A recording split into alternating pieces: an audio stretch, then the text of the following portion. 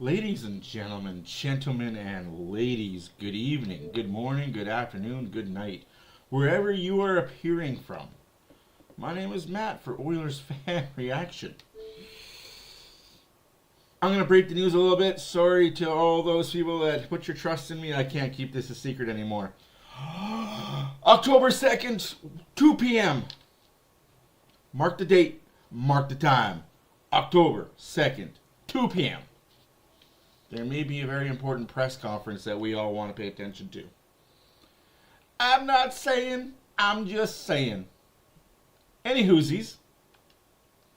Oilers are hosting the Kraken tonight, with the Oilers having their pretty much NHL lineup for forward-wise. Few guys obviously not going to be in it, but you're going to see McDavid, you're going to see Draisaitl, you're going to see Frederic together. Don't believe me? Just watch. Sorry, I got jokes, guys. You know I got jokes. There's Bouch. We got Bouchard. Here, I got a lineup I got to send myself here. I am going to be paying attention to Stu, my guy Skinner. Stu Skinner will be playing the entire game. I thought they'd play half and half, but apparently it's going to be Stuart Skinner's game. His game to dictate how well he's going to play. Tomasak will be on one of the lines. I'm going to pull it up right quick here, right meow.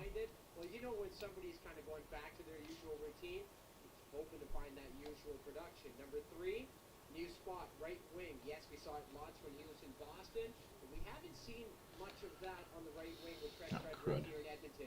He's looking forward to that, and what an opportunity with the two best players in the world. And number 4, he just feels new. And what I mean by that is that you can feel the weight off of his shoulders a little bit. There's a lot of pressure on him last year.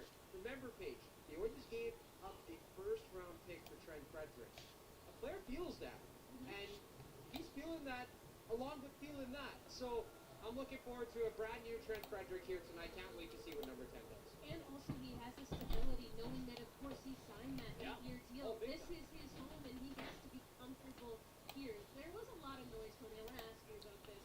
Around the fact that Chris Knoblauch has elected to play. There you have it. Draisaitl, McDavid, Friedrich, Järventie, Tomasak, Mangiapane, Janmark, Lazar, and Hudson, Hamlin, Samowski, and Kluttenberg. Your defensive pairing will be Ekholm, Bouchard, Lepinen. Remember, I told you to keep an eye on that guy. He's definitely playing some good hockey. The fact that he brings that rough and tough game as well, he can find the back of the net. But, I mean, he said it this morning. I want to be able to get the puck to those guys as much as possible. So I like that Chris Knoblauch is electing what the preseason is all about. You got 8 preseason games. Why not test a couple? He's going to be Regula. Mailman is going to be with a key. Oh, Curtis Lazar. He looks very happy to be in an Oilers uniform. Millman, not Wallman, Millman, and Skinner will be between the pipes. I am looking forward to it. I'll see you guys in about 15 minutes. Also, in today's stream, we will be playing some Be a Pro. I didn't save my loss, as you guys watched last night. I got demolished by Sweden. I didn't save it, so we're going back to that game. Never happened. First intermission, Team Canada versus Team Sweden. Part 2. You know how we do. We do how we do. Been going quietly about their business over the past couple weeks. It's Axel Lepinen as well as David Tomasak. What have you thought about what we've seen from those two players?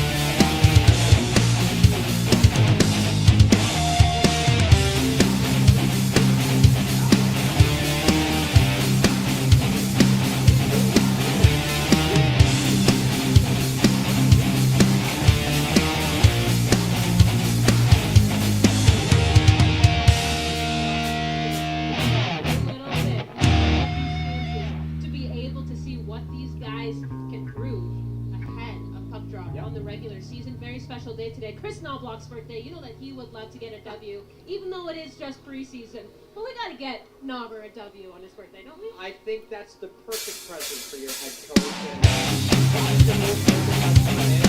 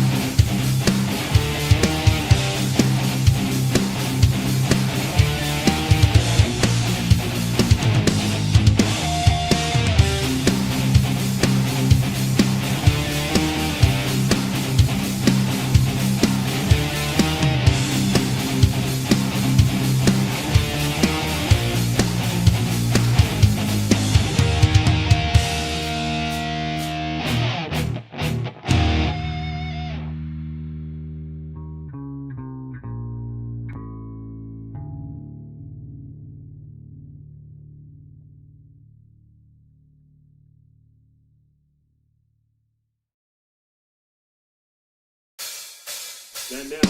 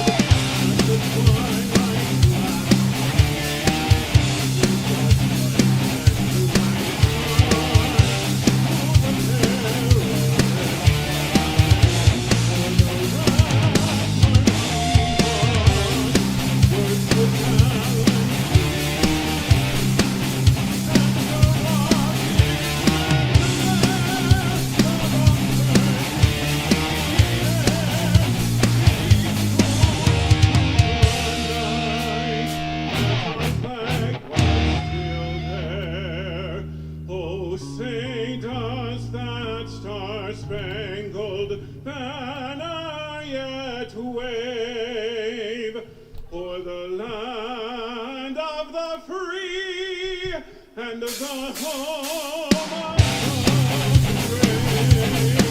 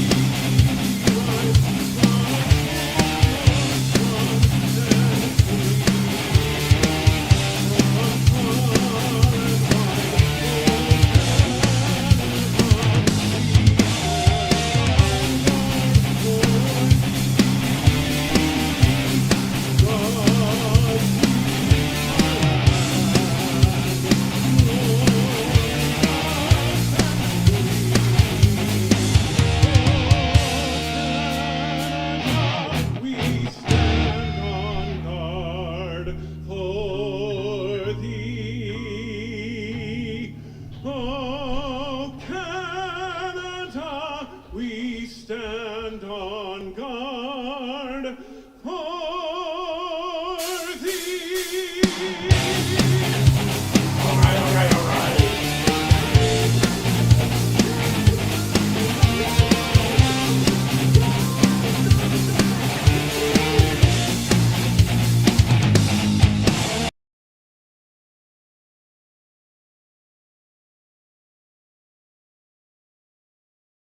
With Bob Stoffer, Brendan Esco. Oh, barbershop, that sucks, man. The Oilers Radio Network and our starting lineup. It's brought to you by Coventry Homes.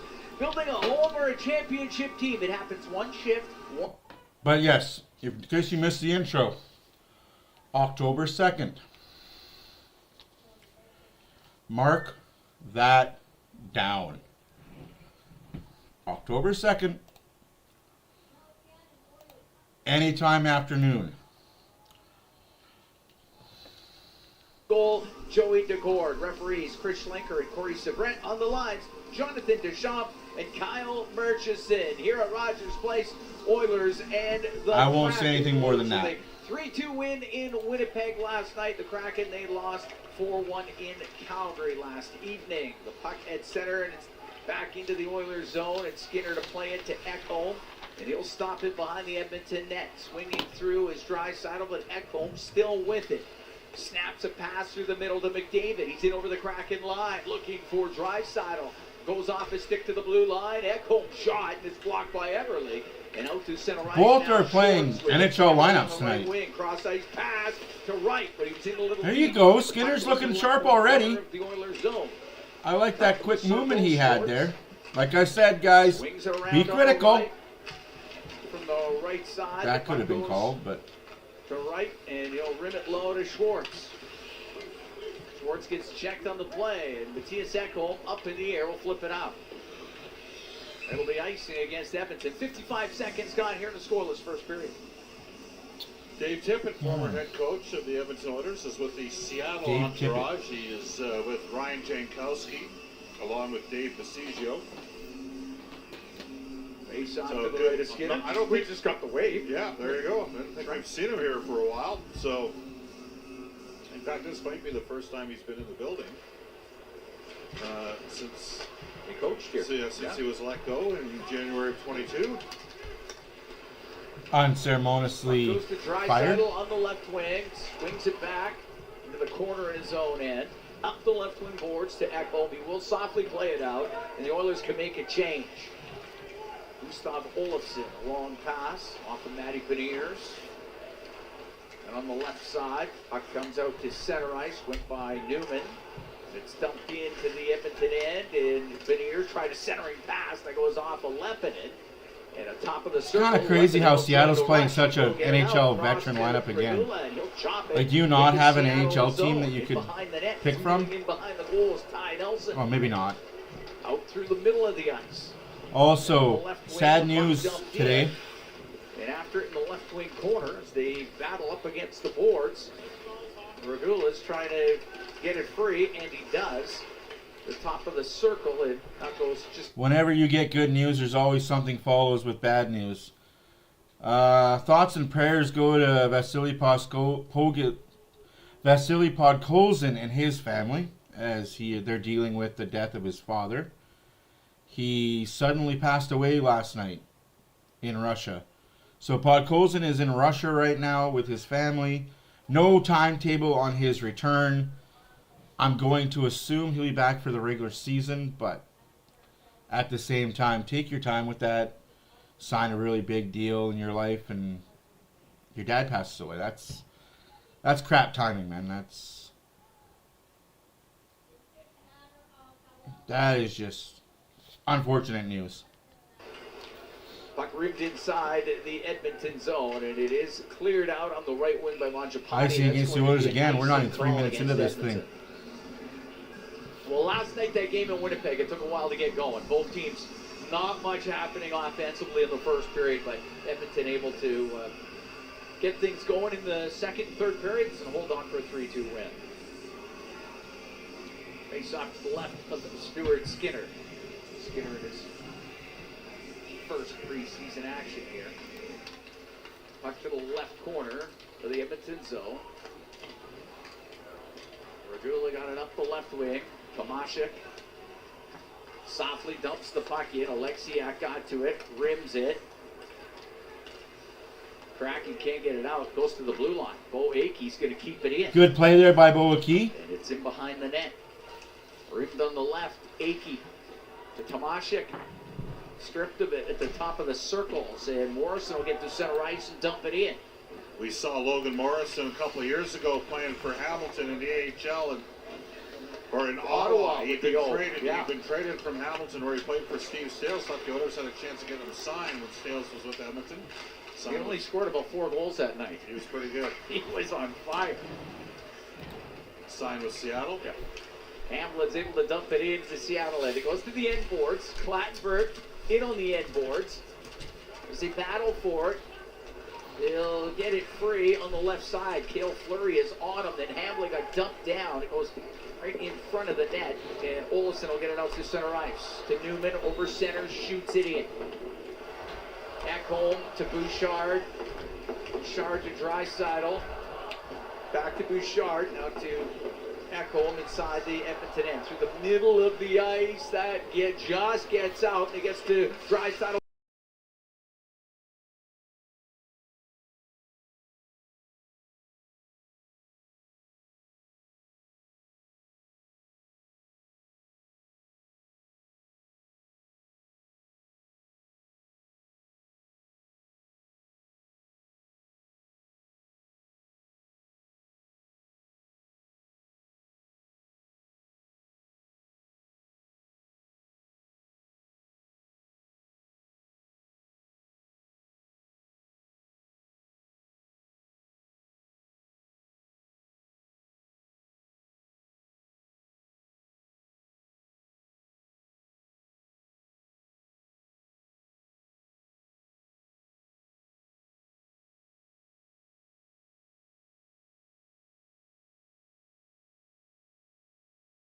Out until All right. November the 1st, according to Chris Knobloch. Got to win that face-off here, the Oilers, though.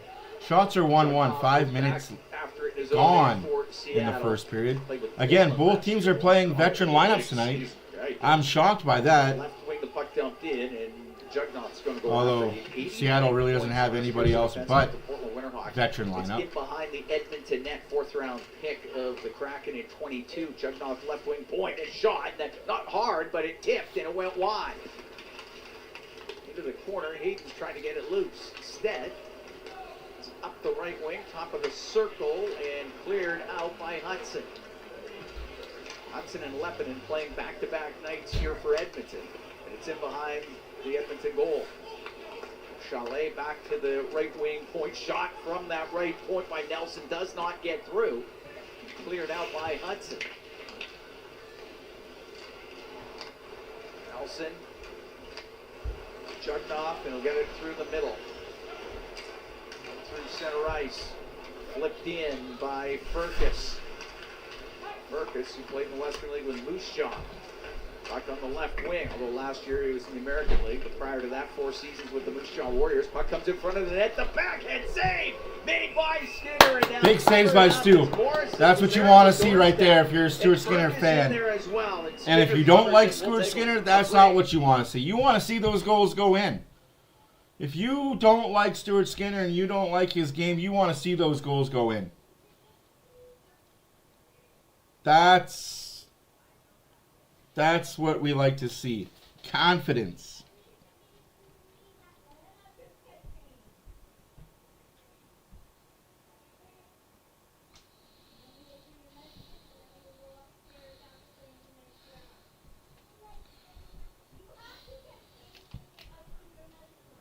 Okay, well, she clearly didn't hear what I was asking, didn't care. So.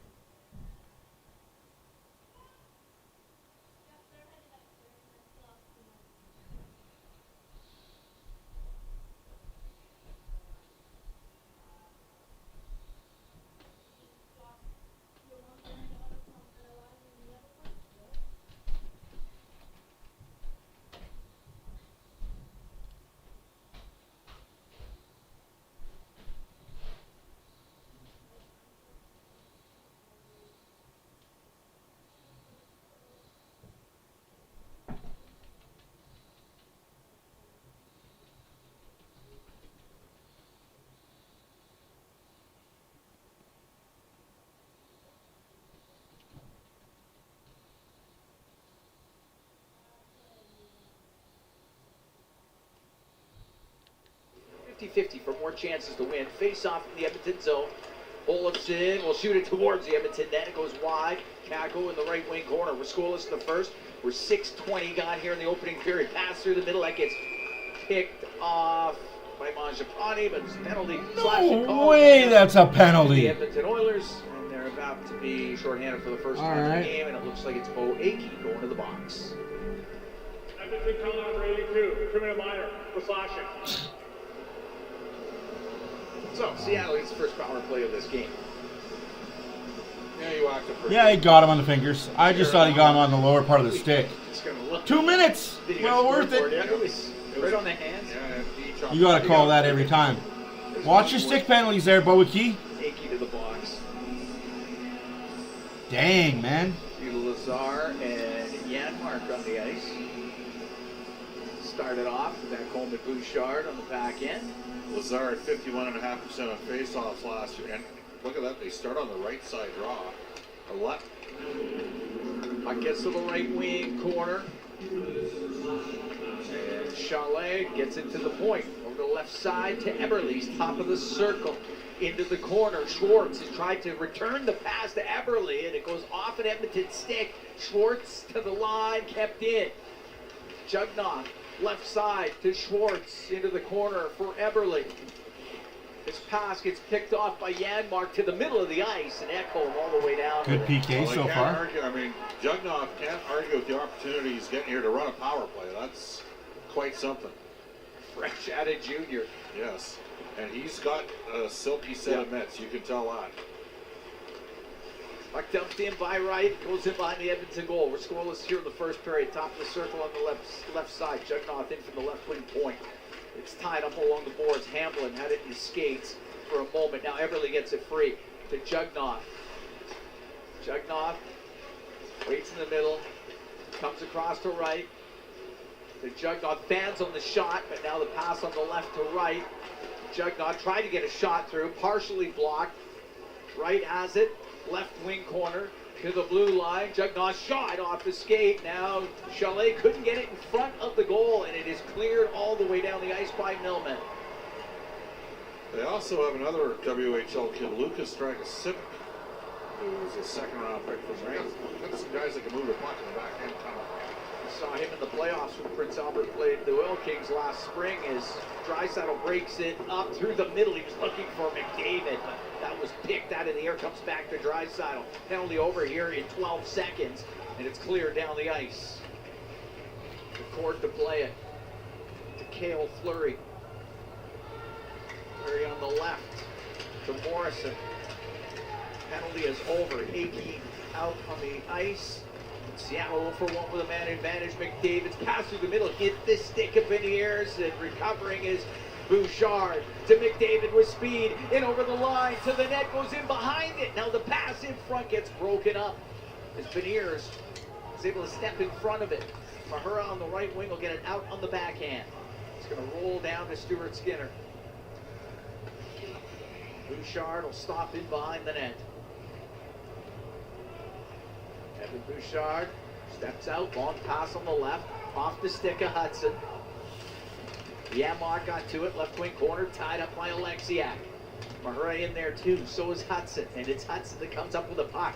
Hudson will turn it, shoot it, save made by DeCord. Lazar with the centering pass. What a play. Through the slot, but lifted up. These kids can play though. Hayden.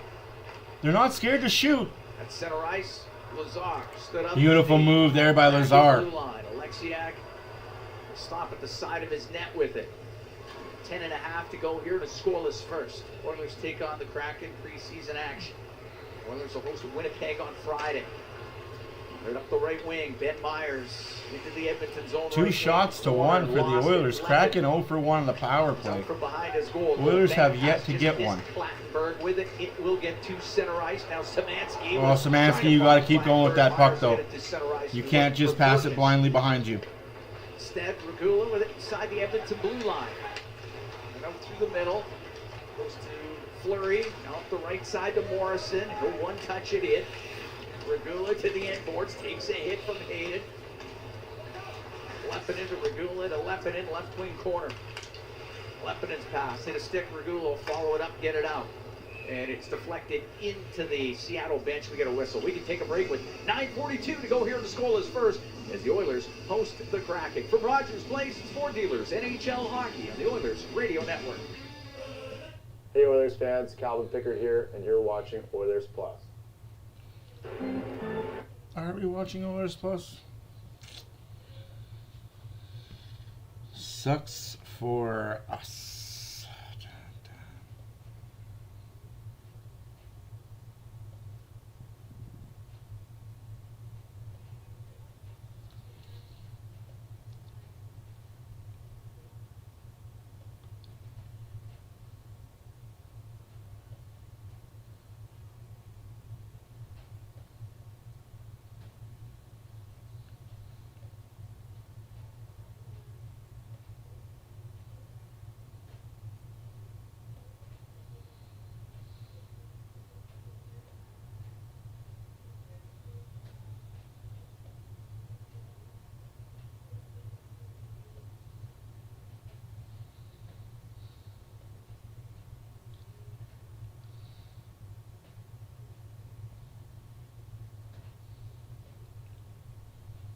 Three.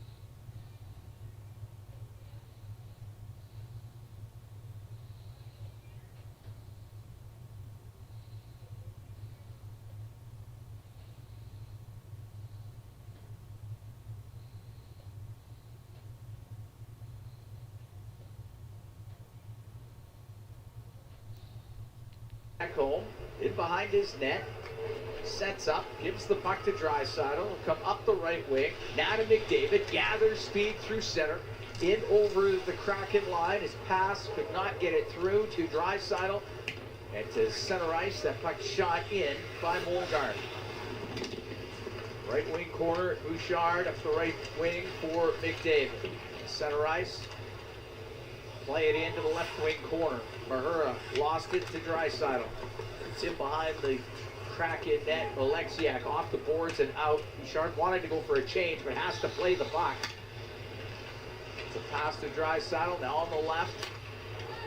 McDavid, and tried to rim it, went off, his stick goes out of play with 8:49 to go here in the scoreless first period. Well, Seattle's in a very interesting position. They've got 5 guys that are pending UFAs. They picked up Mason Marchment, who was involved in that sequence with Zach Hyman, Game 4 against Dallas. So between Marchment, Everly, Schwartz, and the hulking Jamie Oleksiak, 4 guys in particular that if Seattle's out of it, those guys are pending UFAs. Also, Eli Zolvana. Shot from the point, a little snapshot by Leppin. It doesn't get through, a lot of skates in the way. Bring Jordan Everly back as an Oiler. Up the left wing, but only to center ice. Now we'll get a second chance. That'll give you some sentimental. Softly dumps it in. Leppin goes back Heart forward. chefs. Brings on the left. Tomashek up the left wing for Mangiapane. Go cross ice. Regula up the right wing. Off of Yarventi. It goes into the Seattle zone. Chasing after it was Nelson. Rims it. Up the right wing, it comes out to Schwartz. At the Edmonton blue line, stops up, whips a pass across on the left as he was trying to find Jugnauth, and that was behind him. So Mangiapane now to Tomashek behind the net, the shot, and he put it from a sharp angle off the outside of the post. Like the attempt, though. Yep. This is a low event game. We're at 3 shots here in the first 12 minutes. Reminiscent of last night. The first period was a little slow. Burkus with a shot from a long way out. Doesn't get through for the Kraken. It's in behind the Edmonton net. Myers, the left wing point to Olsen. He gave it away. Maybe an odd man rush. And out is Janmark down the right wing. Into the Kraken zone. Loops back. Goes across on the left. Got it to the left wing corner. Millman back to Akey. Left wing point. Over to Janmark is one. Shot, save, rebound. Cross check, no call. Cool. We'll call a slash, but we won't call a cross check. Janmark to the point to Akey. Refs are in postseason fine form. Goes to the left wing corner. 7:10 to go here in the scoreless first. Oilers host Seattle. Myers to center ice for the Kraken. He shoots Big it hit in. there. 7 minutes left to go in the first period. Shovels it up the right wing to Akey. Won't be able to get it Boakey out. loses the Bogart puck. kept it in. Left Come wing on, corner. man.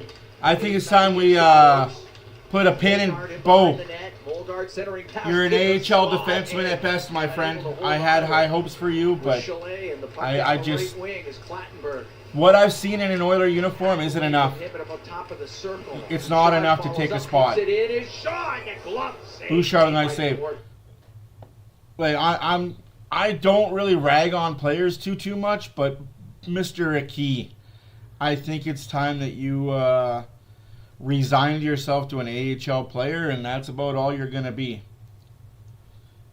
Especially when you got guys like Leppinen coming up and wanting to play and can play and pass the puck and shoot the puck and move the puck and skate like the wind.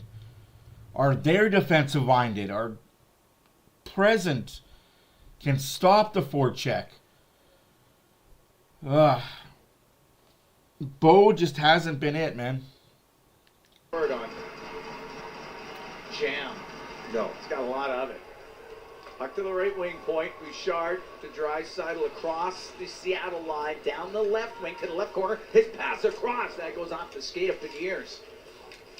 Draisaitl trying to recover. Top of the A little circle. bit of trip there. Schwartz will get it out. Up the right wing to Newman. Newman dumped it in. Bouchard goes in behind the goal. Oh, that went off a stick, and Skinner had to be sharp to keep Good it save out. made by Skinner there. Cleared by Ekholm. Given away now. McDavid's pass into the middle. See, and a leg that right there. Just before I'm sorry, guys, but McDavid was whining and bitching about, oh, I didn't shoot very often last year. I didn't get as many goals because I was doing what the team asked me to do. Bullshit. Prime example right there. Boakey, no, I don't think I think what you have with Bo is what you have with Bo. I love the player. I think he's going to be a good AHL guy, good depth guy. if he's an NHL depth guy, but not on the Oilers. Just a lot of turnovers. But that's what I mean. Like, McDavid has the puck beside the net. Oh, I didn't give very many chances to shoot. I didn't score very often last year. Shoot the puck, kid. Shoot the puck. No, you looked for the pass in front of the net that was not there. And the puck went the other way. I know October 2nd is coming, and I know it's going to be a sweetheart deal for the Oilers, but don't go to the media crying, oh, I played the team game last year. I didn't shoot as often as I should have. Shoot!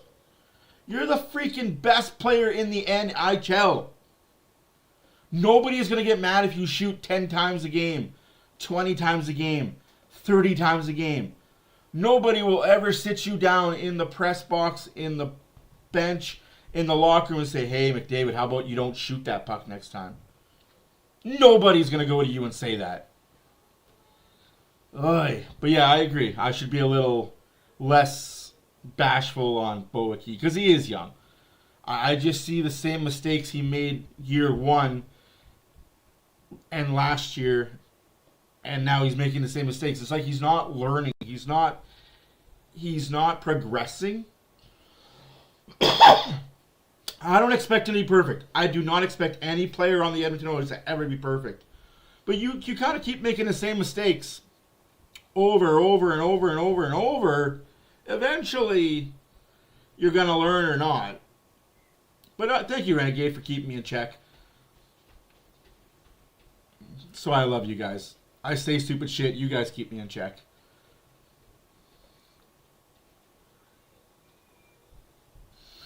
It's that simple. I say dumb shit. You guys check me on it. And I'm alright with it. But again, thoughts and prayers for Podkolzin and his family. But man, I got such high hope for Lappinen. Like, not even high hope. Off the boards, glove down, and Tomashek will shoot it right back in. It's going to rim around on the Bouchard was, because Bouchard was offensively skilled. And that's the thing, if Akeem found that offensive side to him, I wouldn't be upset by it, but he hasn't found the offensive side to him, right? And I hope he does. But that's been one thing about Bouchard. Defense, he doesn't play it.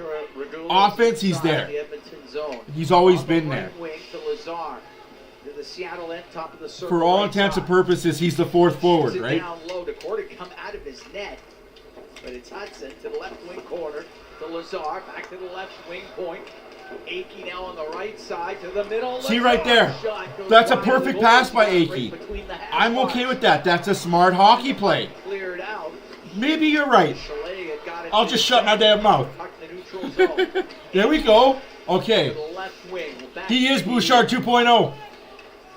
For every one dumb, two dumb mistakes he makes 2 or 3 good plays that we don't talk about. Renegade, I will shut my damn mouth. 4 minutes left to go in the first period here. Nothing score. It's the puck down the right wing, and Szymanski gets to the right wing corner for Edmonton. Back to the point.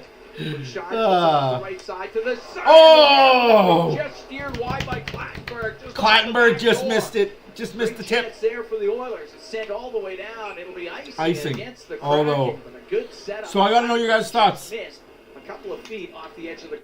What's your guys' thoughts on Skinner so far? He's only faced one shot, but he's had his own teammates shoot on him 3 times. Oof, just missed it wide. Won by the Kraken. And the Kraken had a power play. Yeah, that's hard to do. Oh, Renegade. Easing themselves into this game. Face off to the right of Decor. McDavid to the right wing point. To Bouchard. I'll be glad when I can watch games on my actual feed. Left side to Draisaitl. Oh, nice play by Draisaitl right there. Side went off the shoulder of Decor. Chalet will clear it out. The fans are asking, Connor, you said you were going to maybe shoot more. He passed off about 3 times. There you go. Thank you, Bob. Are you watching my live stream right now, Bob? Because I was just saying that exact thing. You're saying you want to shoot more, kid. Shoot the puck. Did he get it? Yeah. Good God Almighty. Full disclosure, I do know that some of people brass. Yeah. You're not wrong. He has a lot to prove. Didn't go in like real hard, Personally, but it doesn't I think the entire Oilers organization has a lot to prove in October. You cannot go 1 and 6, 1-5-2, whatever October was last year and the year before that. You can't have a bad October and expect this fan base to be happy with you. Also, I have it on really good authority that the Oilers, if they do have a slow start, by December 3rd, if they are not first in the division or at least close to touching the division lead, there will be a trigger pulled on a goalie. They are ferociously looking at the goalie market for trades right now for later on in the year. So if October doesn't go good, expect a busy management team. Just up the left side to Yarventi. Softly dumped it in. Alexiak coming up the left for Seattle. To right now to Alexiak. It comes up into the air. He can't get control. And Tomashik unable to get it out. Leppinen just calmly goes in behind. Fucking love this Leppinen kid. Just so calm. Yarventi went off his stick. Schwartz Again, Leppinen, just so calm. Into the right corner. Puck comes loose. Tomashik. Left side to Yarventi. Now. Puck into the right 2.5 corner, minutes. And Leppinen's in behind the net with it. Unfortunately for Leppinen, he got it up the boards to Yarventi, and Yarventi double dribbled it to turn the ball over. Yeah, Yarventi, man. Leppinen through the middle, up the left wing, that goes off the stick. Can you imagine Leppinen feeding the puck to McDavid or Draisaitl up those boards, not Yarventi? Left wing for Hayden, he'll dump it in. Good play there by Skinner. Calm, cool, collected. It's pretty nice. And we're going to hand pass, so we get the whistle with 2:04. Hand pass. I thought that was another penalty against the Oilers. I was about to lose my mind. Of Stuart Skinner. Well, it's not like Leppinen's a 20-year-old coming out of junior. No, right. He's a man. He's been playing in the men's league in Finland. And such a calm game. Yeah. He plays a real calm game back there. I guess you're right about Boaki. He's only played in the OHL. I thought he was in the AHL last year. My bad. The slot in the first period. He just wanted to. He is a young kid. I'll be nicer to Pickard him. had to make a really good save. He had a couple of good saves. He'll be in the AHL next year full time. They dropped the puck, and it wasn't right. I gotta be nicer to these kids. But after that, I thought They're gonna want to leave the organization because this guy on YouTube is mad at him. Hudson's gonna take this draw against Logan Morrison. Goes to Bohe. Psychopath on Up the YouTube. right wing, hit Lazar in the skate with it. Chasing after it's Fleury. They can get it just out. It's in front of the Seattle bench. Yep, you're not wrong. It won't be Skinner going, but Skinner will become the backup real quick. Akey on the end boards. Because the guy they get rid of Pickard for and other pieces will take over as the starting goalie. Lazar, the former Edmonton Oil King, will come down the left wing into the Seattle zone. Lazar left wing corner got taken down by Fleury. Tripped up, no call. Interesting. The left side to Myers, will get it just out. That was outside. Bouncing around in center. Veneers coming down the left wing, gets wedged to the boards. It's gonna be You're gonna call that, but you're not gonna call the trip. I hate this. I don't like that. I don't. Of the period for Seattle. That's a Bush League call. That you let it go the other way where frickin' Lazar got tripped in the corner. And you're gonna call that. Such ticky-tack bullshit, man. It's interference. Yes, it is a call. But call the other thing, and this isn't happening. Like, it's a call. I'm not mad at the call. I'm just saying, if you call it one, like you call the thing, that's a trip. You're not going to call that. That's an interference. The Bucks, boys. Power play for Seattle. They're second of the game. First period. One shot all period.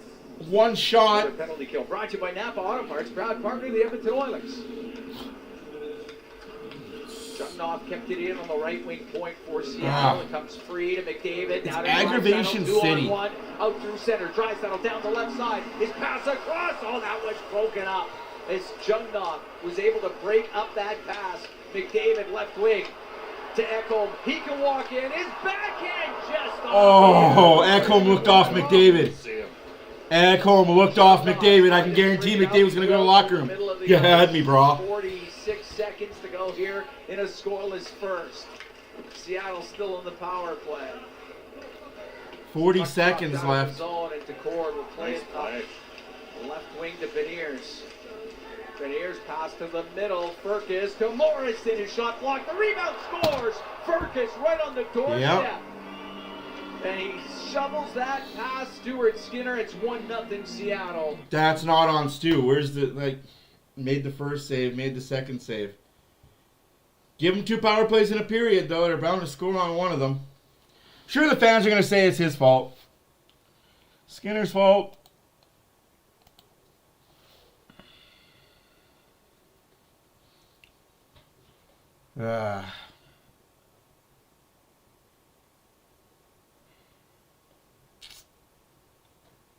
That's tough. And oh well. Irma. Carson Soucy's from there as well, and Furcus obviously. 1-0 Seattle. Goaltender. Some real good power play goal. Yes. Right now being developed. About 2 hours east of Edmonton. 27 seconds left to go in the period. Shot into the Oilers zone. Hit the mesh, so we get the whistle. 23 seconds to go. So Furcus with the goal at 19:30 of this first period.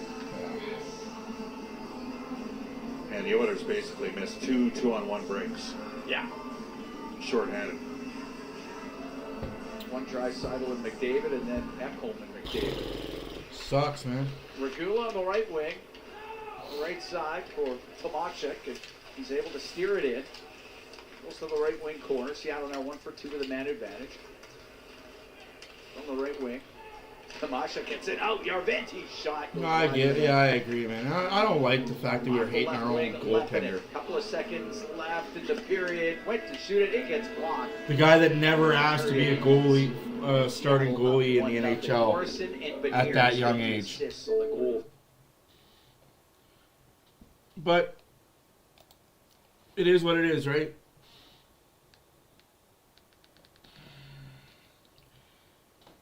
He didn't ask for it, but hey, this is where you are, and this is where we are with him. So, fans that hate him, go ahead and hate him. You're just hating somebody for all the wrong reasons.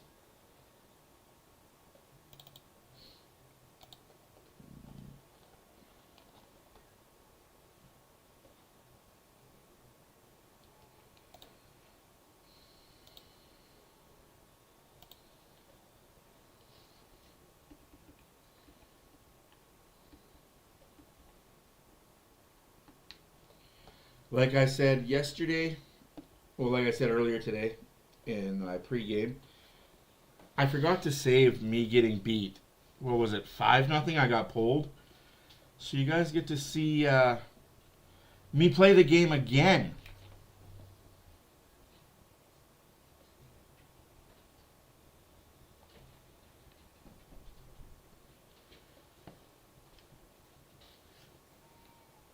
We already remember this conversation.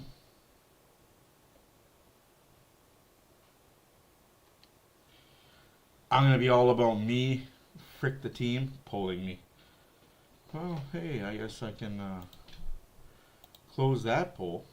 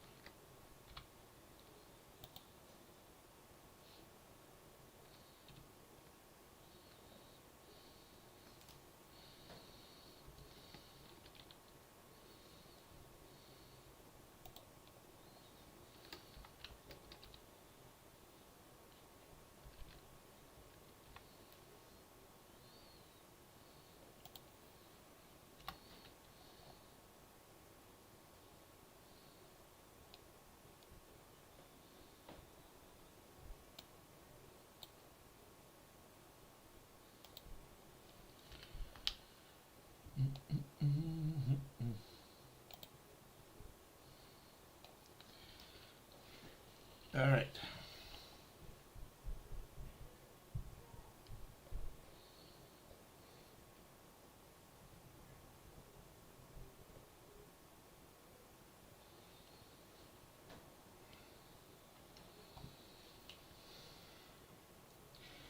Yeah. So I guess we're gonna go black. And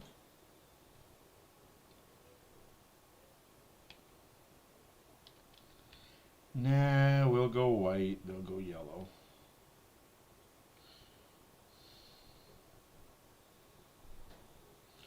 No, you're not wrong. And unfortunately, it is because of the goaltenders. I want to change the length of the game.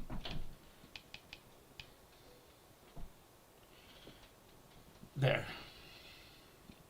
As you guys see, everything is still the same. Pro difficulty. Controller settings. Tether. Take that crap off. Found out yesterday that was tough. Start game. Win the game, maintain a 9.15 save percentage.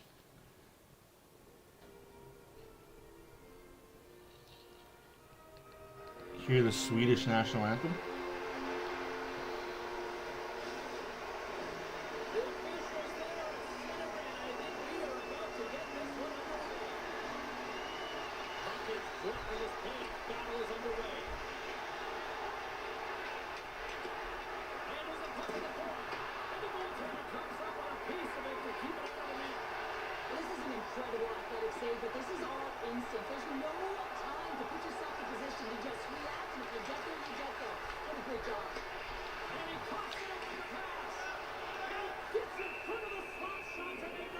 Bad giveaway at the blue line there for the boys.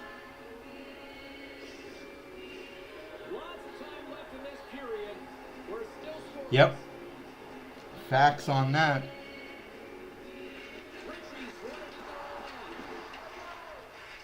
Jesus. But don't tell that to the fan base. They just want to hate. They just love to hate a goalie, man.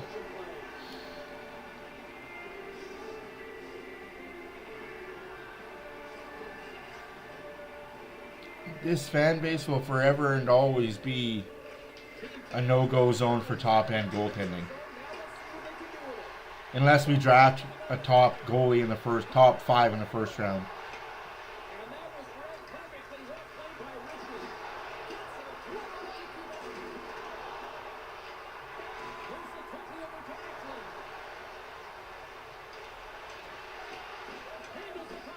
A .915 save percentage. So I gotta make, if I get 10 shots, I have to make all 10 saves. Good Lord. You know how hard that is?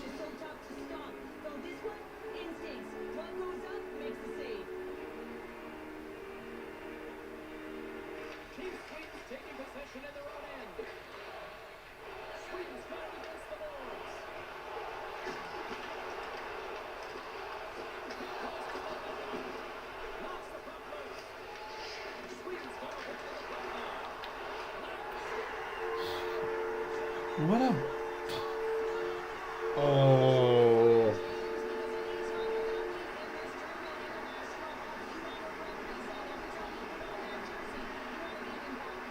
I feel like Stuart Skinner there. Hey.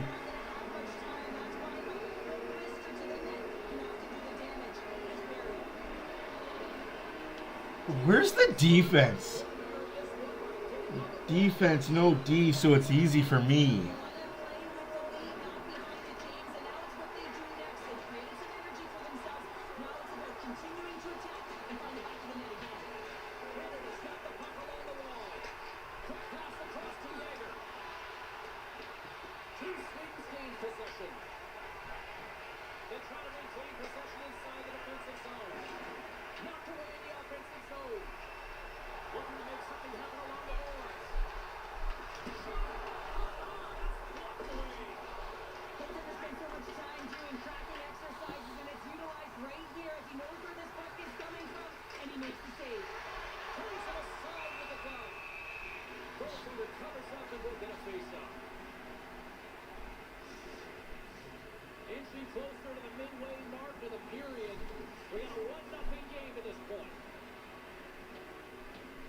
Team Canada's got the puck inside the offensive zone. That's blocked. Angles it over to Dickinson. Sends a pass in front. And that doesn't connect. Tries to feed over to Eklund. Slides it up front. Fast and quick lead pass. Oh, wasn't clean, but he did not. Team Canada's got a hold of the puck. Quick feed for Coward. Here's a chance. Just gets enough to keep it out. And that tears out her body in traffic. Gustafson's looking pretty banged up. Not sure if he's going to finish the shift. Here's a shot. Knocks it down with a stop. I think he got a blocker on that one. Great positioning by the goaltender to redirect it to the corner. I don't know how we've taken 7 shots and haven't got a goal. They got a whistle as the puck sprays. That's ridiculous. Gustafson's in a lot of pain here, James, as he's trying to make his way back to the bench. He's injured somewhere in the shift. Hey, that might help us out. Gustafson is hurt. Past the midway mark with a frame. Team Sweden's ahead 1-0. They win the draw and go to the attack. Takes the feed. But he's back on the ice. Apparently he wasn't hurt for very long.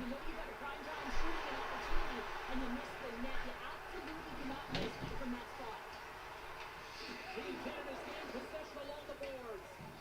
Into the offensive zone down the right wing. Takes a shot. Oh, stick save and a Ah. Does a great job with some great pushes to get to the top of his crease and make the save from a high danger area. Team Canada's looking to break out of their own end. Lebeau's got it in the offensive zone. Rips it. Brilliant save right on top of it. Takes the shot. Hits another stop. I feel bad for letting that one goal in now.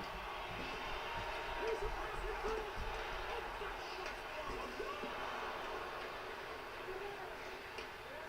Team Sweden's got the puck on the offensive end. Sweden's on the attack. Takes the feed in the back end. Denies him with a save. Sends a pass over. From the left side of McKenna, come on. along the wall. Ay, ay, ay. We're just boys playing with men right now. We got a goal! Oliver Bonk.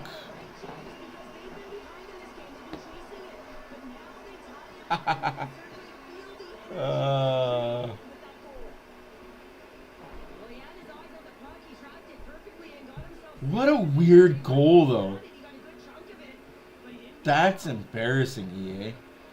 Like, wow. That's insane how that goes in. I'll take it. Yeah, I mean, when you're in the last few minutes of a period and you got the equalizer, those next two shifts are really important, James, to keep the pace and see what they'll have, right? You can feel the energy right now. You can see it on the body language. You can see it on the difference. Now they got to get out there and they got to deliver on these next shifts. Team Canada's got possession of the puck. First period almost in the books here, nearing the final 60 seconds. Center pass in front. What a chance, but they can't connect. Team Sweden's across the blue line. I read the shot, and it bounced off my body in the net. Awesome.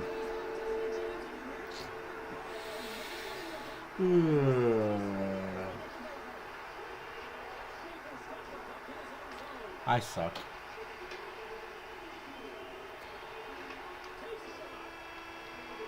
Yeah. I got jumpy.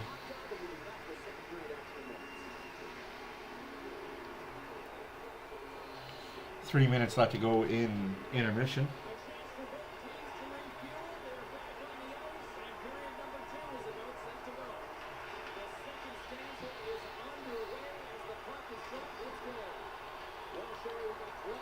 I'm just gonna play it all out. Can't make saves. They just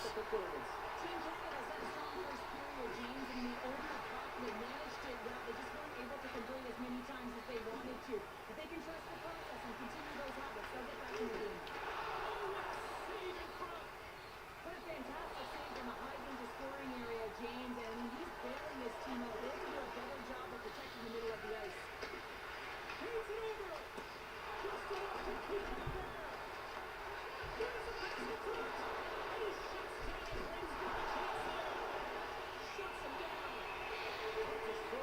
I'm in an 8-18 right now. I have to have a 9-15 and win the game.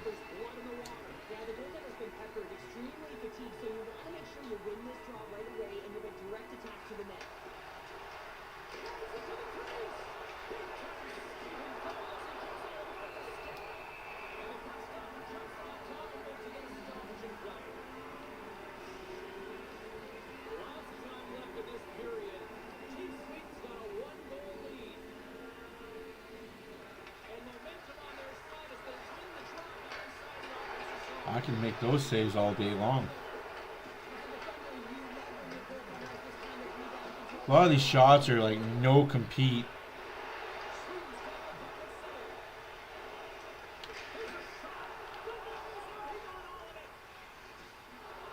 No screen, no compete, just shoot from the point and hope it goes in.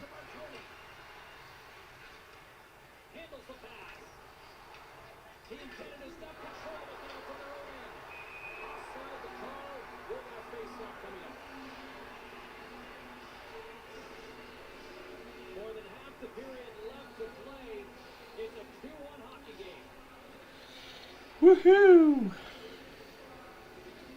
Team Sweden's got possession of the puck after that neutral zone face-off. Sweden's going on the attack as they gain the zone. Thompson into the own zone. Moves it from the Lundy. Here they come through center and into the offensive end. Here's a short pass to Brock. Takes the feed. Stops the goal. Drive along the board by Ekman. Slides to cross-ice pass. Stopping. Just a bit offside. Well, back to the Oilers game. Got to find a way to break on through. They've had plenty of shots.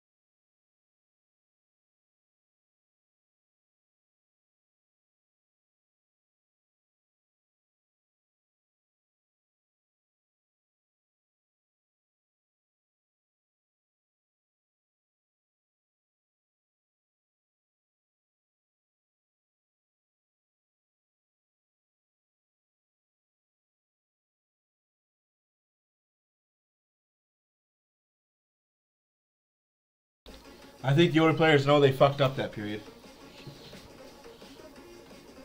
Oh, that's not Jones. That's not on Skinner though. Oilers had two on one breakaways shorthanded. McDavid passes the puck away. Guy bitches about not shooting and not getting enough goals scored, but then doesn't score or shoot. Seattle had 2 power plays in that period. But again, we're going to find ways to blame a goalie.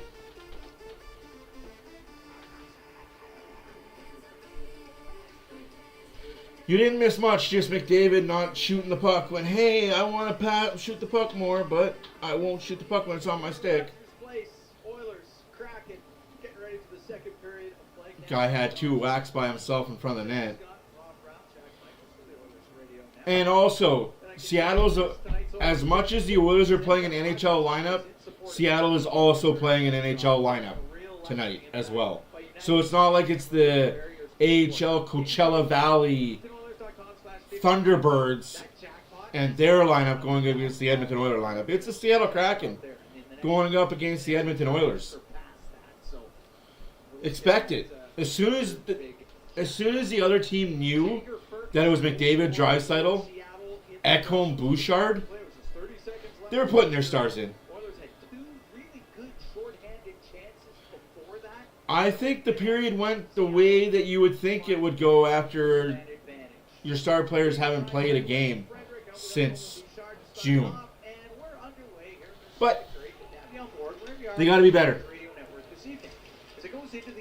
To a man, they have to be better. Oh, there goes that Bouchard falling over.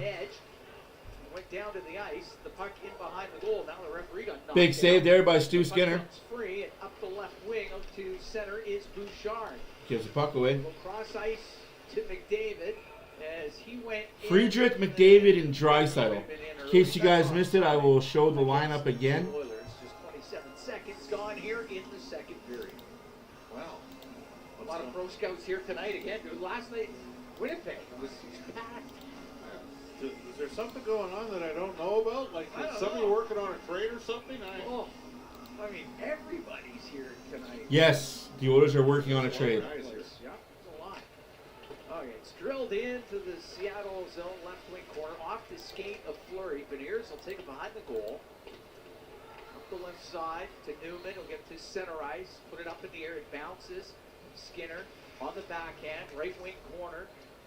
And a long pass. Millman will give it to Janmark over the line. The shot, the save made by Decord. Janmark with a nice shot there. Save made by Joey Decord. Janmark with a chance down the left wing. And because I didn't get the Seattle Kraken lineup in time, I will show you the Seattle Kraken lineup. It was right there. Yeah. Janmark. Eberle, Beniers, Hayden, Schwartz, Newman, He's got blazing speed. Wright, Frickus, Myers, Fistermullen, Sale, Kaku, Morrison, Fleury, Olsen, Oleksiak. Like I said, call it the NHL Seattle Kraken. Venti on the left wing will shoot it in. It rims. Mangiapane trying to get a loose puck. Instead it was Beniers. I'm not hating on it. Absolutely play your guys. If they want to play all 8 preseason games, let them. Dump it in. Kraken make changes. Millman goes in behind the Edmonton goal. If you don't want to see your young kids and where they are at, Long bank pass to James Hamblin. I'm not disagreeing with you, Renegade. I don't disagree with that at all. I agree. Right wing corner to Mangiapane. But what are you going to give up to get that? Broken up. That's the $1,000,001 question, Side right? of his net. Everly's What are you willing to give up to get that? by Hamblin. You're going to have to trade away Janmark or a Henrique anyway, because I guarantee you Savoy's taking a spot, Tomasek's taking a spot. Sounds like Ike Howard wants to take a spot, so there's 3 spots. 1-0. Seattle leads up to Ekholm. In over the Seattle line to the middle of the ice. A quick shot that goes just wide of the goal as Tomasek can let it go. Tomasek, That's Szymanski. And the puck on the left wing. Szymanski to the blue line. To Ekholm. Over to Bouchard down the right wing. For Draisaitl towards the net. He tried to go short side upstairs. Missed the goal. And it's to the blue line where Draisaitl cross ice pass to McDavid off the right side. To Ekholm. Shot and a So, how's that not a call? You called 2 of those just like that in the first period. Myers to Morrison. It's tough to watch when the refs are in postseason form. Up the left wing and cutting through. It's almost like they know this potent Oilers power play is going to go back to being above 900 again. With Eberle in front of him. To McDavid. Ah. To Draisaitl. To McDavid. Little spin move. McDavid trying to do strips too the much. puck And lost it to Leppinen. Nice job of recovery there by Leppinen. Leppinen again. That name keeps popping up. Arturo Leppinen. Shot in by Mahura of the Kraken. Regula on the right wing. Up in the air.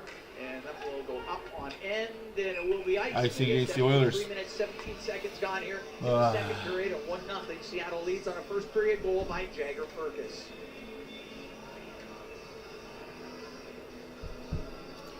Yep. Right of Skinner.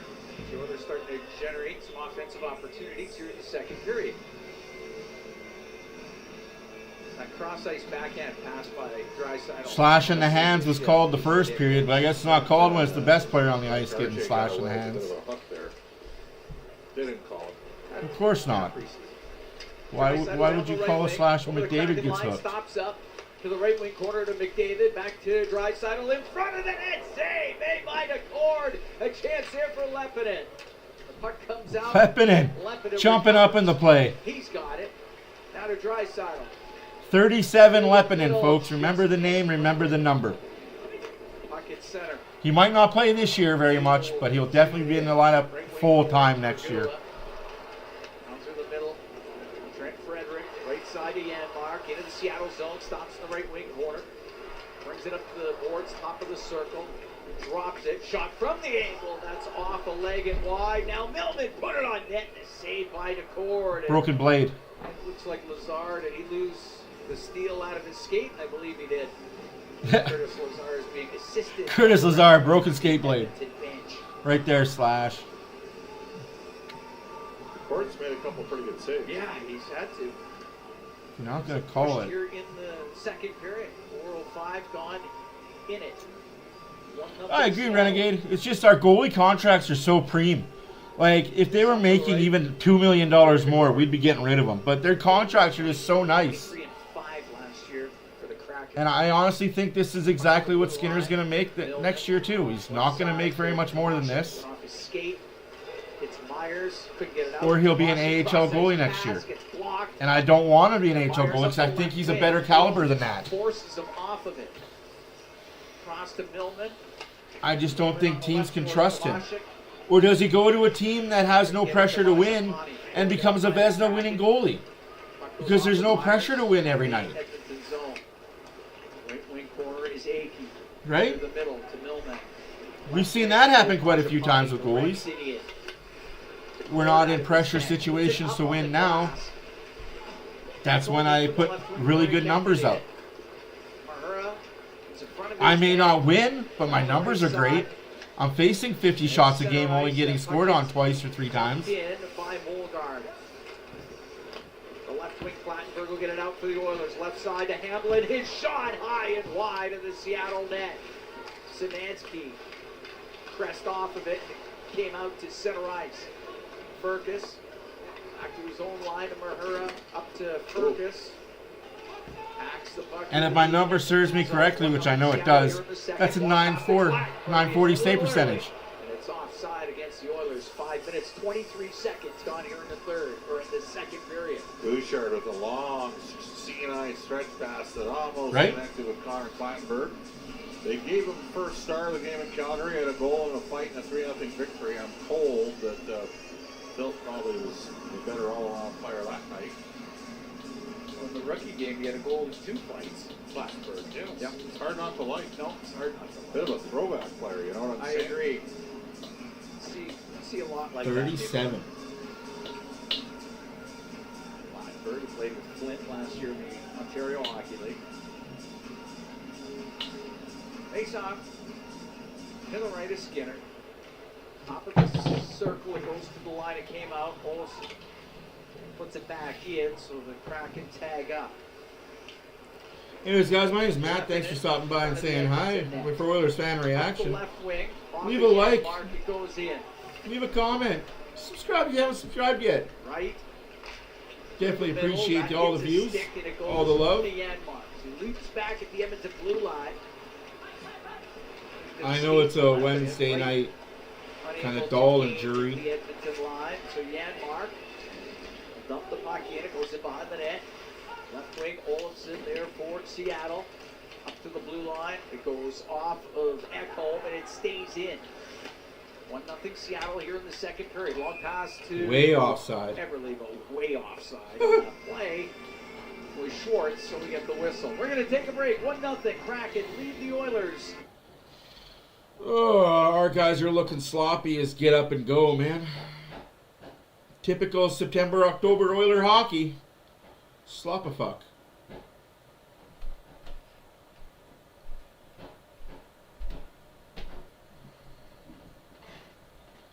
Complete slop-a-puck.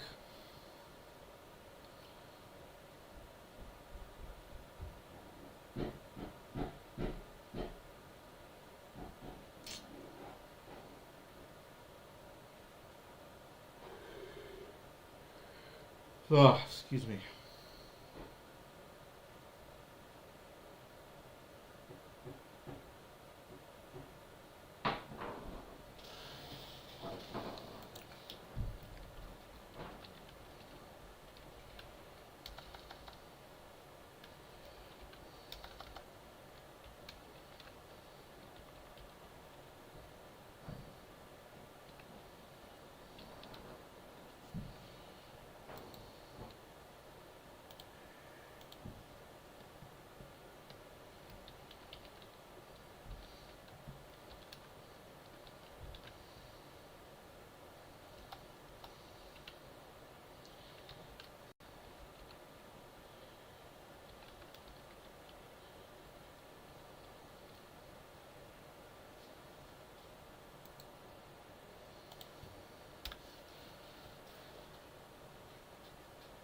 I said what I said.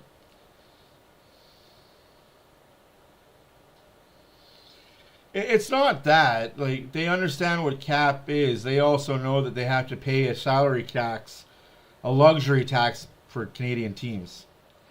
All Canadian teams are above the salary cap. Like, all teams that are competitive in Canada are up against the cap. Vancouver, Toronto, Edmonton, Ottawa, hell, Calgary, and they're not even that good of a Canadian team.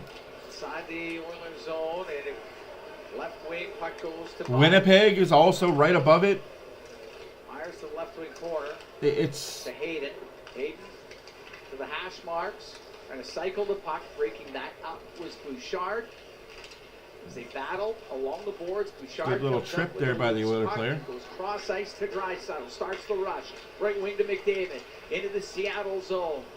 like, we can't even say that it's Jackson Bowman. It was Chiarelli. It was Craig McTavish before that.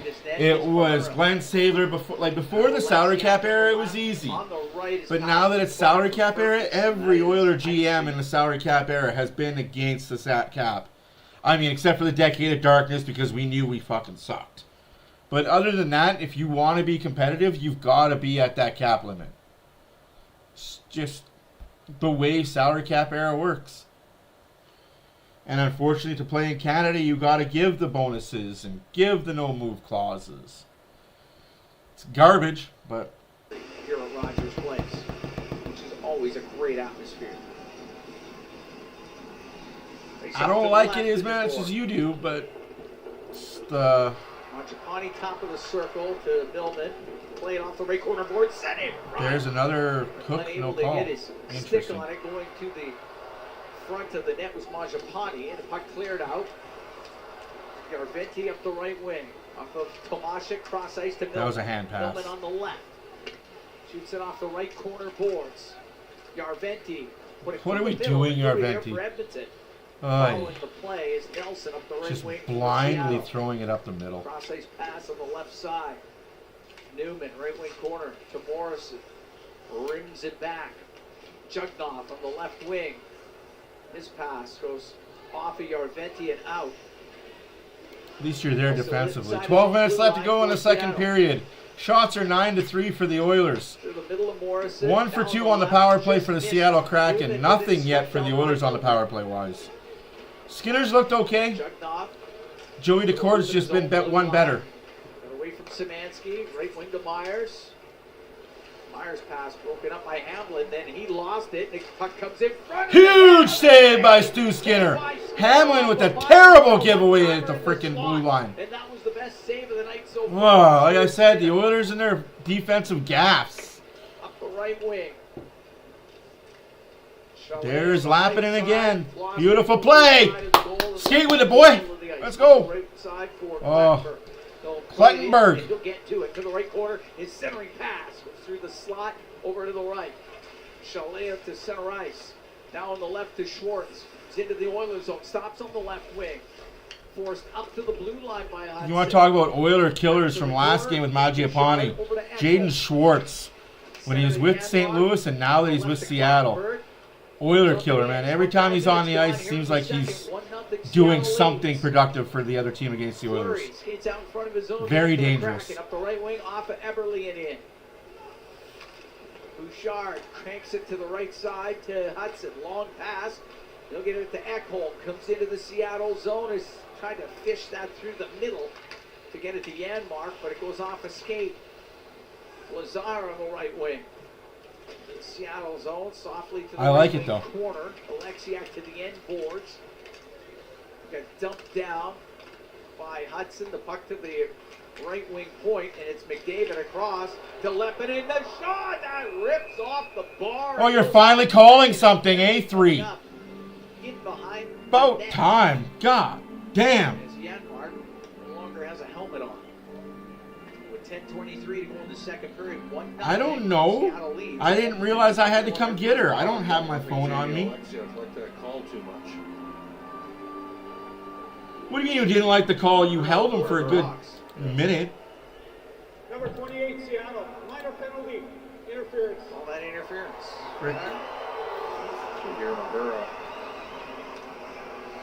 Right there. 1 Mississippi, 2 Mississippi, 3 Mississippi, 4 Mississippi. What do you mean?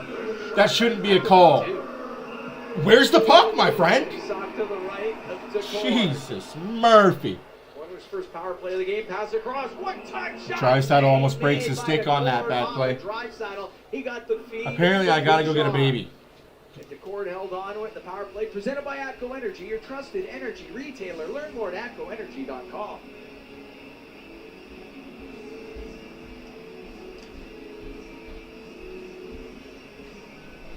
Tomasek kicked out of the face-off circle. In comes Drysdale. And it goes right to the middle. Flurry there for Seattle. Floated out to Beniers. He'll come down the left wing. He's trying to cut to the middle. Bouchard separates him from the puck. And up the right wing is McDavid. Flying through center ice. Into the Seattle end. Throws the brakes on. Puts it across to Drysdale in front of the net. And that's just off the stick of Tomasek. And the puck cleared down the ice by Beniers. Really? Really? Okay. Bouchard up the left wing to Drysdale. Back to McDavid. Gains the line with speed. He'll go right to the net. Oh, what a play. Bad save made by the Cord. The Cord's earning his money tonight.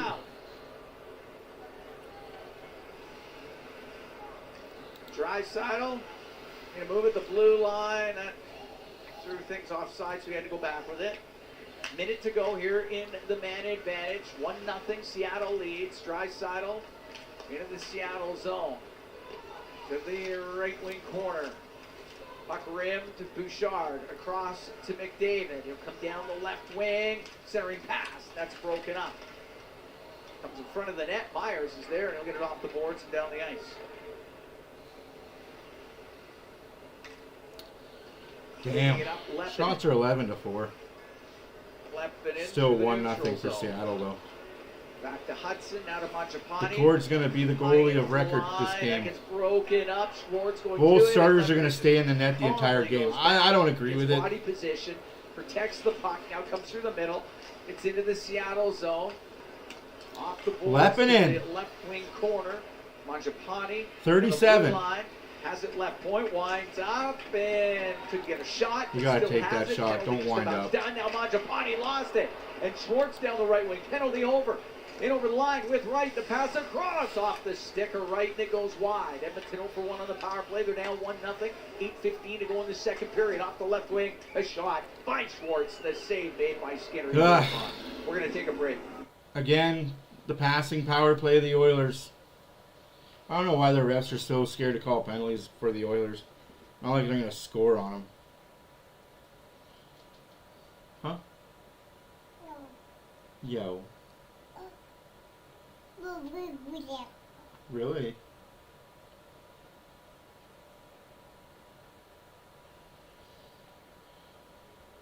Why are you banging on my door?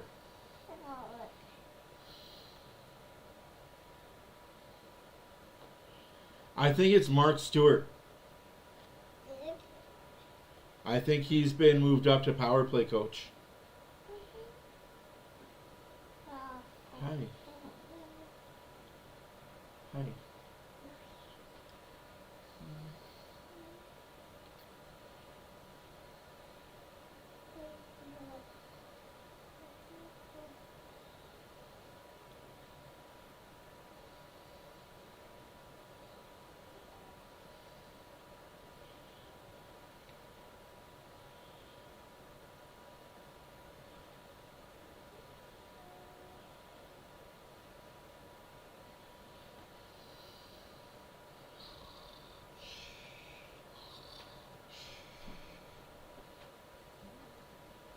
Go night nights.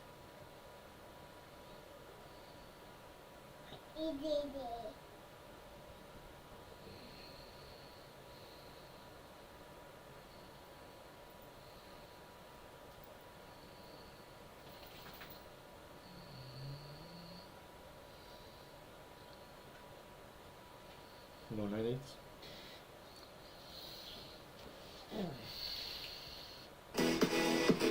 Leads Edmonton 8-11 to go in the second period. Cameron along with Bob Stauffer. Jagger Fergus, the goal scorer late in the first period for Seattle. Edmonton 0 for 1 on the power play. Had some opportunity with a man advantage. Race off in the Oilers zone to the right of Skinner. Yay! In theory. Okay. Szymanski will come in and take the draw for Edmonton. Puck goes to the right wing point.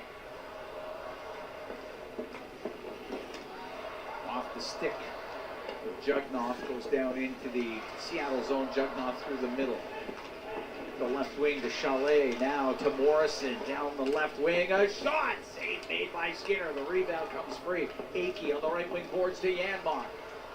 The neutral zone following it up is Bo Akey. To bring it in on the right wing to the middle. And Lazar. Oh, Lazar fans on it. Damn. That goes to the left corner. Szymanski behind the net to Lazar. To the right wing point. Akey to Janmark. Across the top of the blue line. I can't remember, did Lazar and Mangiapane play with each other in Calgary? The puck. Szymanski, his pass. Or am I thinking about somebody else that played with Mangiapane? Couldn't roll it towards the net, and Ferkus comes out for Seattle. Softly dumps it in, goes off for a change. Regula in behind the Edmonton net. 7:10 to go here in the second period. 1-0. The Kraken lead. Regula up the right wing off the stick of Hudson. DeCord to the middle of the ice. And now Hayden, the left wing, gets the puck down that left side to Newman. Around on the right for Alexiak. In behind the net. Sorry, Lazar never played for Calgary. Side, Newman to the Yeah, he did, line, 2017. Alexiak looking for Imagine a shooting that. lane. Tried to shoot it, blocked by Clattenburg. And Clattenburg dives, wants to get it out, can't. Kept in by Alexiak. Now it comes out of the zone. Beniers back in on the right wing for the Kraken. Cross ice pass for Newman. The Edmonton blue line lost the puck. James Hamblin floated on net, loved by DeCord. He'll get that up the right wing off of Eberle. Yep, they did play together in Calgary in 2017. Bouchard's pass. Wow, Bouchard's pass way offside. 6:08 to go in the second. Icing against the Oilers. 6 minutes left to go in the second period. 1-0 Seattle. 12-6 for the shots for the Oilers. The Oilers have got a couple of 1 for 2 power play for Seattle. 0 for 1 power play for the They're Oilers. two of the best players in the world, but there's been some plays in this game, opportunities to create more, and they haven't Nothing to been clap completed. about. This team isn't very good. This team isn't very good. Just trade them all. Draisaitl, take your no movement clause. Ask for a trade to Vegas. McDavid, ask for a trade to Vegas. You guys can go play together in Vegas. Right over to Mahura. He'll hammer it in. Bouchard to the front, Right. and that's where McDavid is, and he'll get it out through center. To Draisaitl, right wing to Frederick. Goes to the right wing corner of Seattle territory. It's up against the boards. Alexiak rimming it, won't get out. Goes to the line. Bouchard. Cross to McDavid, right wing corner. Draisaitl centering pass off a stick. This team just Cleared passes out so much. by Schwartz. It's in the neutral zone. Eberle just up over center ice. He'll bounce it in. Schwartz will go to it. Cross to Morrison. To the blue line. Olofsson on the right. To Schwartz. To the right wing point. Fleury shot. Does not get through. Bounce back to the blue line where Olofsson will keep it in. Over to Fleury. His shot. Pad save made by Skinner. Puck to the blue line. It's kept in by Mulgaard. It comes in front of the net. Scores. Wide open in front of the goal, or at least open enough, was Logan Morrison, and he goes 5-hole. Sloppy Oilers and hockey. It is 2-0 for Seattle. Well, Logan Morrison has got a goal and an assist in this game, and both his goals have come off of busted plays. where there were opportunities for Edmonton to make a play, get the puck out, instead it gets kept in. And right there, Logan Morrison showed some of those silky hands that he's got. Right shot. Again, the Oilers lost the recruiting battle to Seattle.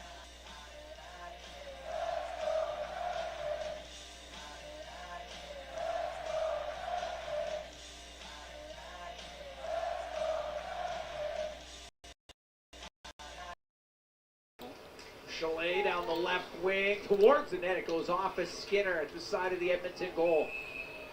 15:02 now covered up by Skinner. 15:02 the time of the goal by Morrison to make it 2-0 for Seattle. We're going to take a break. 4:38 remaining here in the second. This team as a whole needs to be freaking better.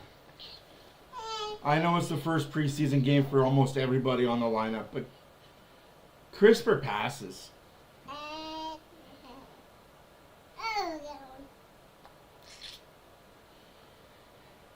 Well, it's preseason.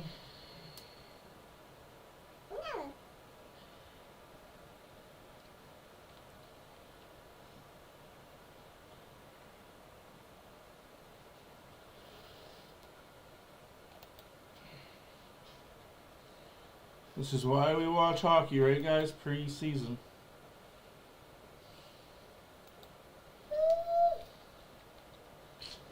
It's aggravating that this team just does not know how to show up in early seasons.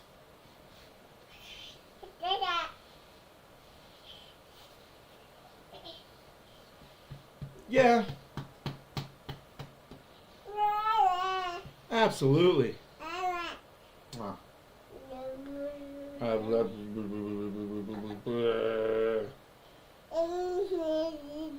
If the Oilers can get one past the cord, like the cord, I'm not going to act like the cord isn't standing on his head right now because he's made 4 or 5 10-bell saves. It's just the Oilers in the defensive zone are just not playing very well in their own zone.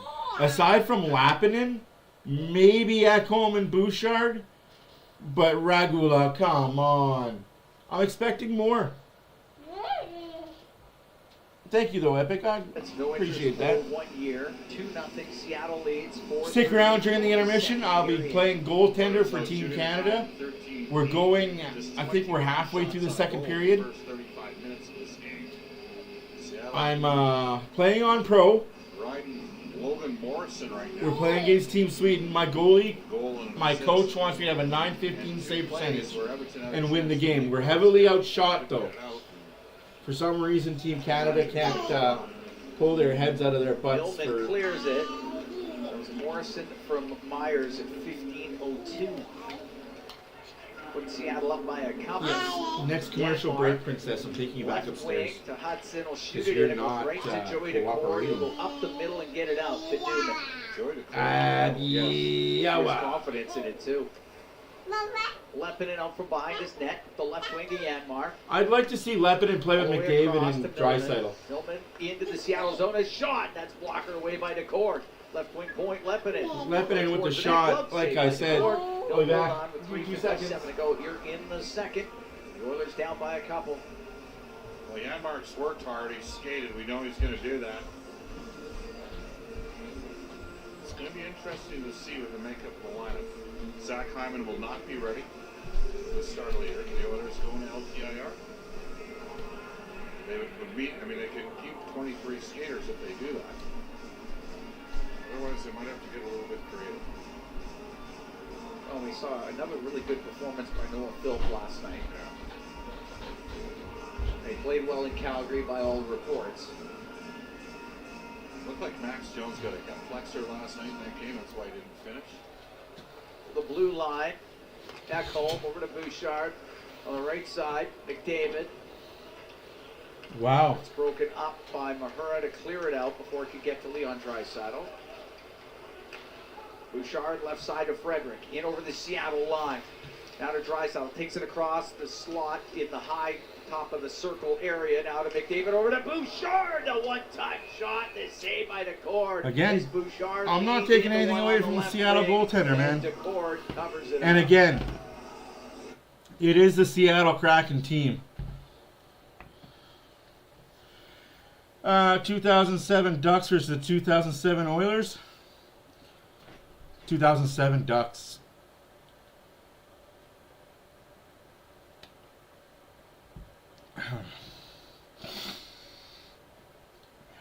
Left point to McDavid. Across the blue line. Now, To the 2007 middle. Ducks Could not against the get a shot through. 2017 Attempted it. The line, Oilers. Cole keeps it in to McDavid on the 2017 left wing. Oilers. To the net. That's just poked off his stick by Alexiak. Alexiak's had a good game. Yep, He's been it is, strong on Jodes. pucks. Beniers to Myers off the boards and in. 3:05 to go in the second. 2-0 Seattle leading. Bouchard in the right wing corner. Shimmies in behind the Edmonton net. Hey, buddy. Right for Ekholm. Long pass. Wanted to get it to Draisaitl. Alexiak broke it up to Beniers. He'll come in 2-on-2 with Eberle. A shot off a stick and over the glass. Is Still Nurse out of hurt? play with 2:48 to go here. I have a genuine question.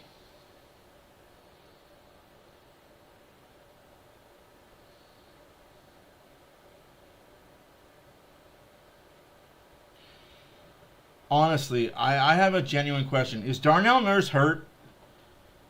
Because he hasn't played one preseason game, I don't think. He rode up a little high. Probably got out of I could be wrong, but I don't think he's played one preseason game yet. Hamlin into the face-off circle with Morrison. Morrison wins it. Olofsson shot blocked by Szymanski. What a block. Marcus on the right wing to Morrison to the blue line for Fleury, and his shot somehow got through all Big the traffic. save Pad made by save Skinner. made by Skinner. The left wing, getting it out, Plattenberg. It's in the neutral zone. Szymanski had to go off his stick. That's center ice. Like, if Szymanski there was a shooting game to in. play, this game or the game last night would have been one of the two games to play. Through the middle to Morrison. 2 minutes left to go in the second period. 2-0 Seattle. Corner. It's behind the Edmonton net now. Leppinen. On the right wing to Szymanski. Right into the Seattle zone. Throws it in on the backhand. Goes in behind the net. Plattenberg was back there. On the right wing. Nelson will get it out. 2-0 Seattle leads. We're here in the second. We're down to 1:45 to go in this period. Millman to Give us Hickey something to through the cheer middle. about, Oilers. But it was in behind Tomaszek. It's going to go down the ice. It'll be icing against Edmonton. So Seattle has invested some money in their Coachella Valley team, and we know their coach, last coach to win a Memorial Cup as a WHL head coach. Derek Laxton. Yeah, Eric Laxton. Hard to believe when you consider how dominant, that was back in 2014, how dominated the Western League was for a number of years in that event. Remember when your redshirt Rebels won back in 2001? Good times. Never in doubt that year. Overtime it went. Yes, but they were the better team. They went to overtime in the round robin with Valdor as well. Valdor was good. Yarventio gets to center ice. Following the play, Tomaszek down the right wing. Moving behind the net in front of Mangiapane, and that one just wide of the goal. Right? Tomaszek's had a good game tonight. He's created some looks offensively for his teammates.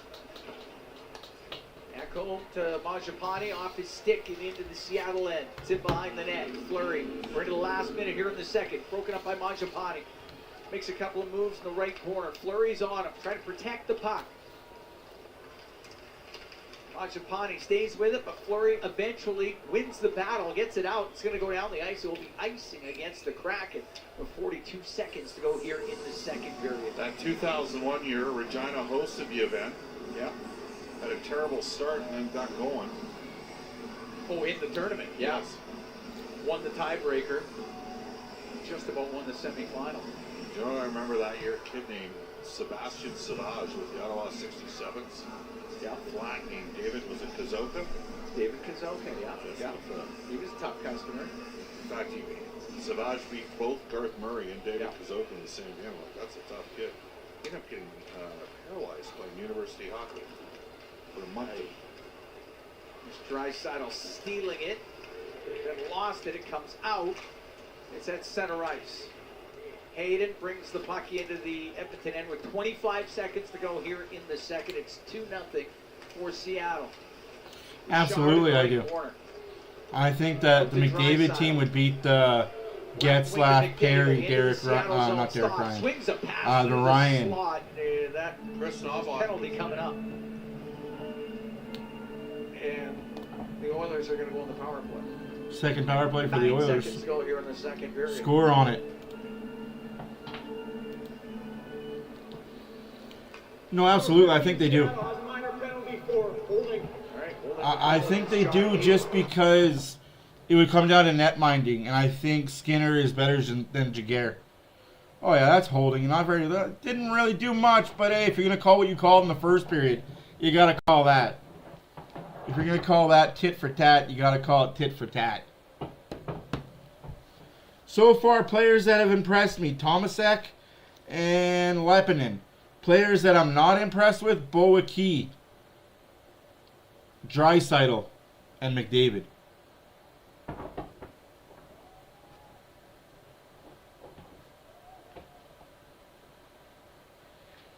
(2017) Yeah, I would take that team.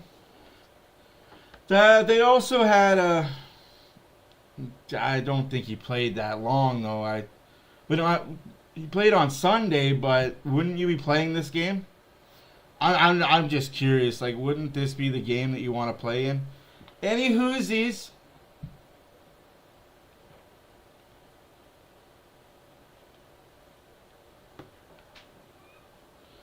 Like I said, we are going to switch over to NHL.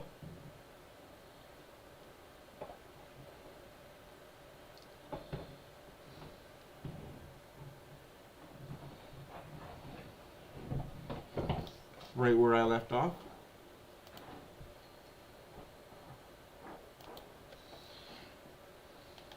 We are down 2-1. Shots are 19-12. Apparently my guys have been shooting better. Face off here in the neutral zone, and we are back underway.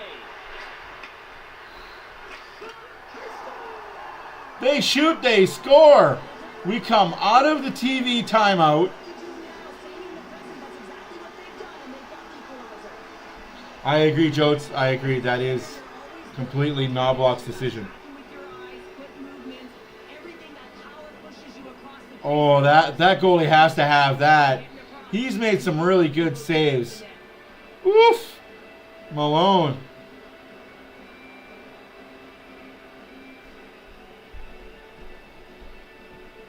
Oh, what a play.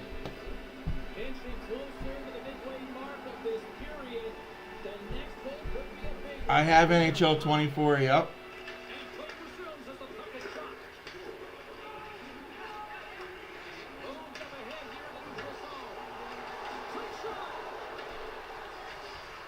That doesn't count as a shot.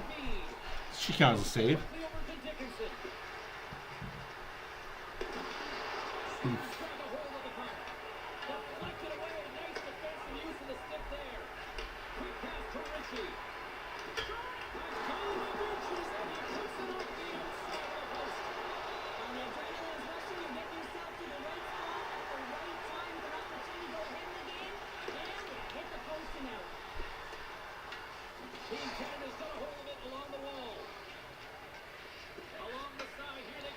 I like it.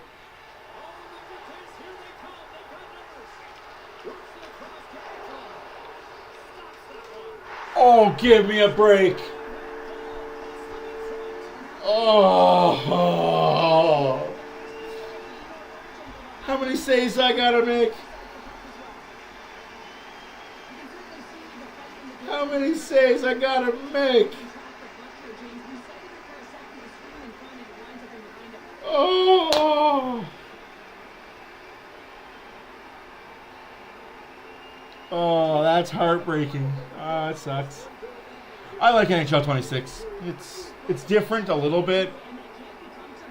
A little bit of presentation wise.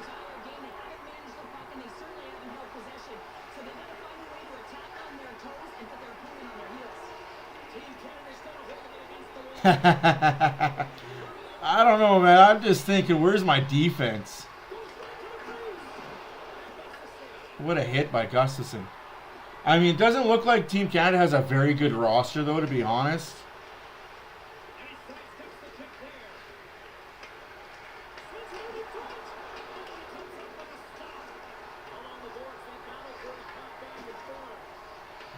What is that save percentage? 3 off 14.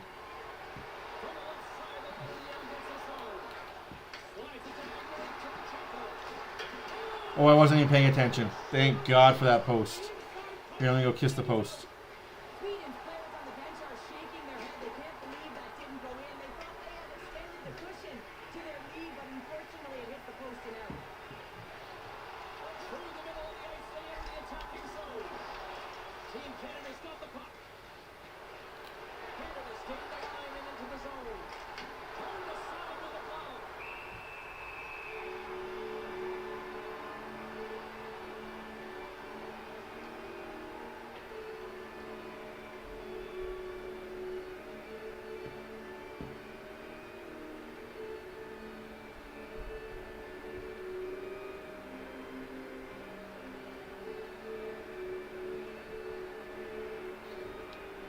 .700 save percentage. That's not going to get me a good win. Damn. All right. Time to buckle down. Yes. No, not when I'm done this game. Probably tomorrow or Friday. So as soon as the Oilers game is over, I'm going to bed. Which you should be too, because you have school tomorrow.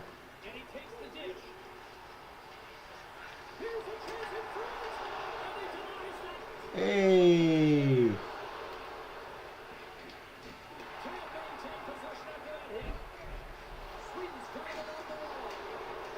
I'm now at an 800 save percentage. 37 seconds left to go in the second period.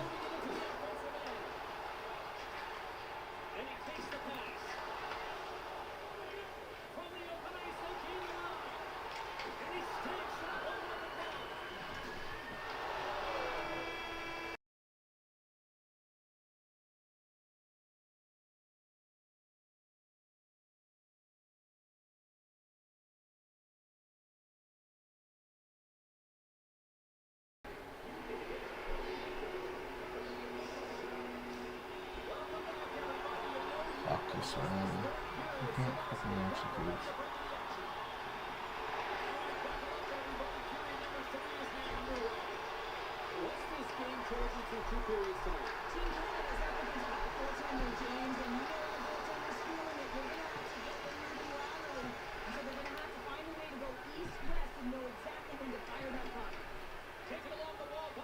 Now I'm at an 805. All right.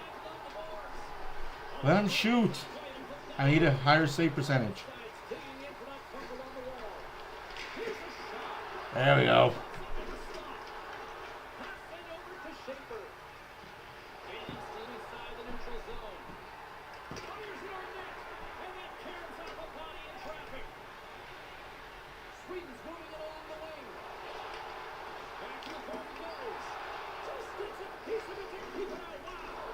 Puts it in the corner.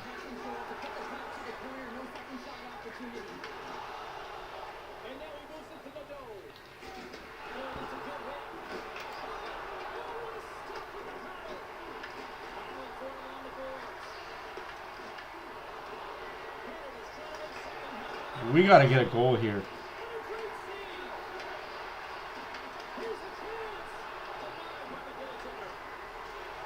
I can't change any of the strategies either, so whatever they're at, they're at.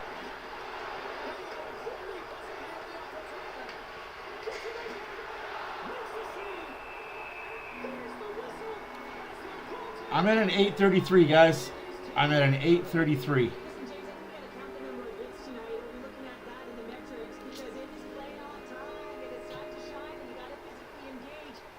Winner of this goes to the gold medal game. Loser goes to the bronze.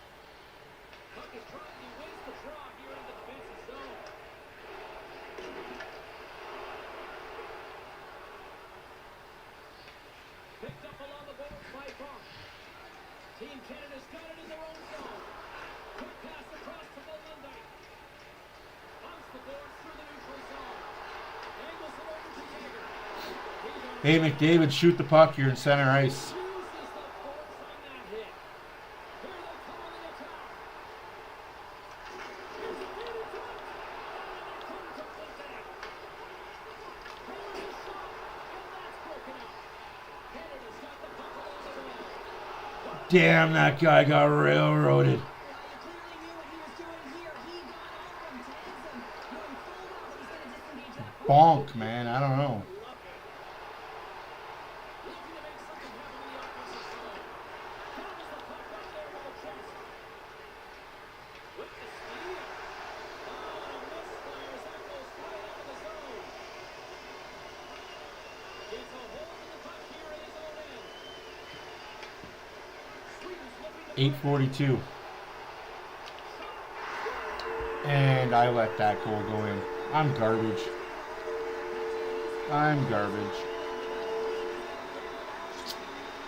Yep, my coach is looking up at me like it's my fault. That was probably my fault. What the hell?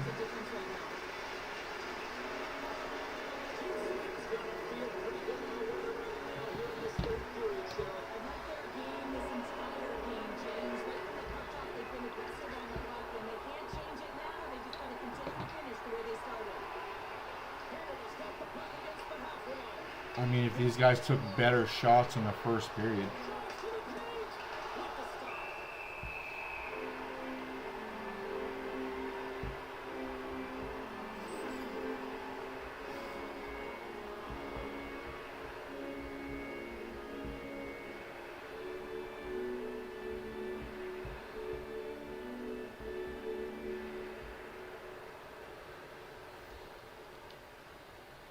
past the halfway mark of this period. Sweden's really controlled the pace of play these last few minutes, leading by 2. Sweden's completely dominated. And that pass goes off a stick. Team Canada's got the puck here in the open ice. Moves inside. Again, passing when you're in prime shooting spot. The timely save is everything to your team, and this goaltender, he bails his team out. Here's a chance. Comes up with the stop. Tries to feed it over to Schaefer. Carries it in. They've got numbers here. And that's a great hit set in the defensive zone to force the turnover. Damn, I can't beat these guys on pro. They found ways to work hard on and off of the puck, and when they're away from it, they've really done a great job of being in good position to be able to take away lanes and angles, seams, you name it. But you have to translate to something with skill. And it's a one-goal game after that one. It's timely execution, James, because there's still a couple more left. There's still hope they can get back in this one. They do a great job in transition, and they recognize that they have the numbers. So on the on-man rush, they got someone driving the net, pulling the knee back, and guess what? They capitalize on the space that they're given. Well, let's get another goal, get overtime. Neutral zone. Moves around along the half wall. Quick feed down low. Moves it to the twist. Big time hit for the play. Well, he's doing what it takes, James, and listen, coach is gonna love that one. I expect to see him out here again. Pull the goalie. The whistle as the puck stopper wants to hang on. Richie's been on it all night, and as you can see here, the grade A. We're not pulling the goalie? And finally, he broke through here, James. He didn't get frustrated. Come on, get the goalie out. Continue to get to the right spots. If you're getting good looks, at some point, it's eventually going to go in. Here's a short pass to Gustafsson. Yeah, Takes the pass. With possession. I have to look outside to see if I can see the stars. What garbage. What garbage.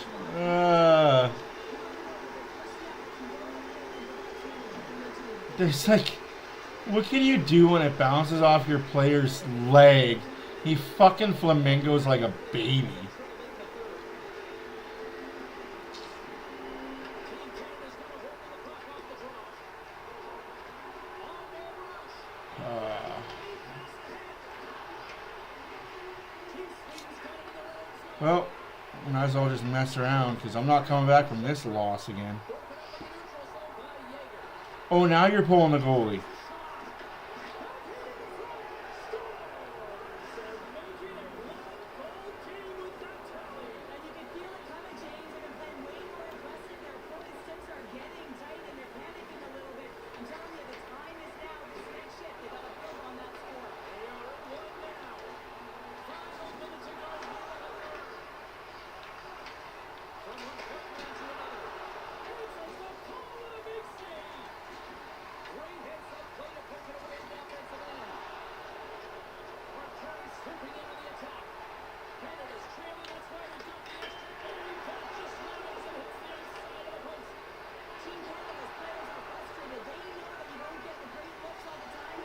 Why wouldn't you let me play as the player? That's Garbagino.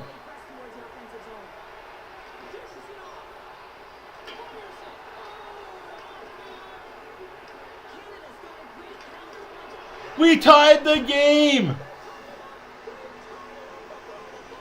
We got a tie game with me on the bench. I just got to be one save better now. All right, time to lock in. Dig the you know what in.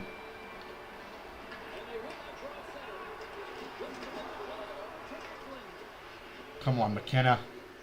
You're the best player on the ice.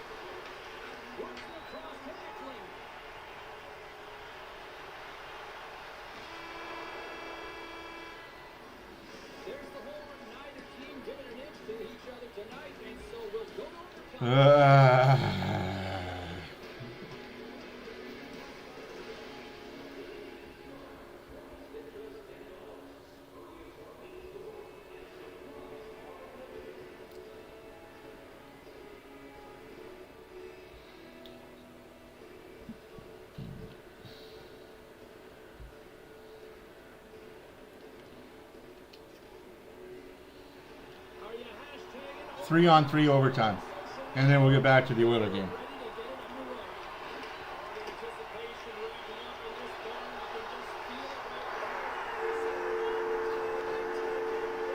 Gotta love when they do that to you, eh?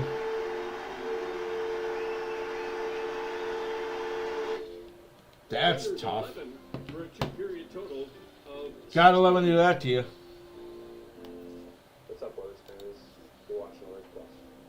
A friendly reminder to respect your...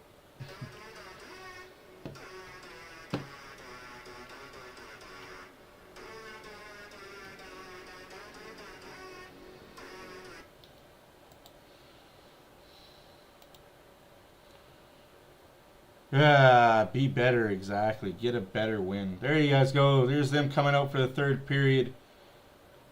I'd love to see the body language of Connor McDavid. Be better. Absolutely, Oilers, be better.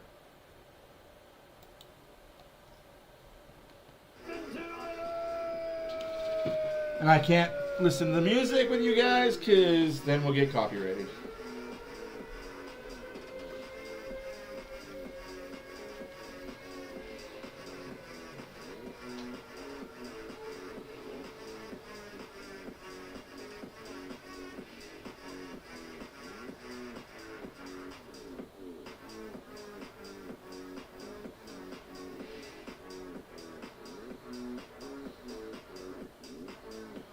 Oilers are down 2-0. Good news is they start the second period on the power play.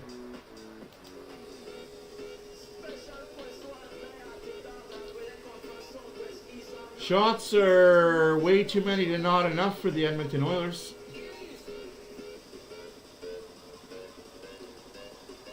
(16-10) to be exact.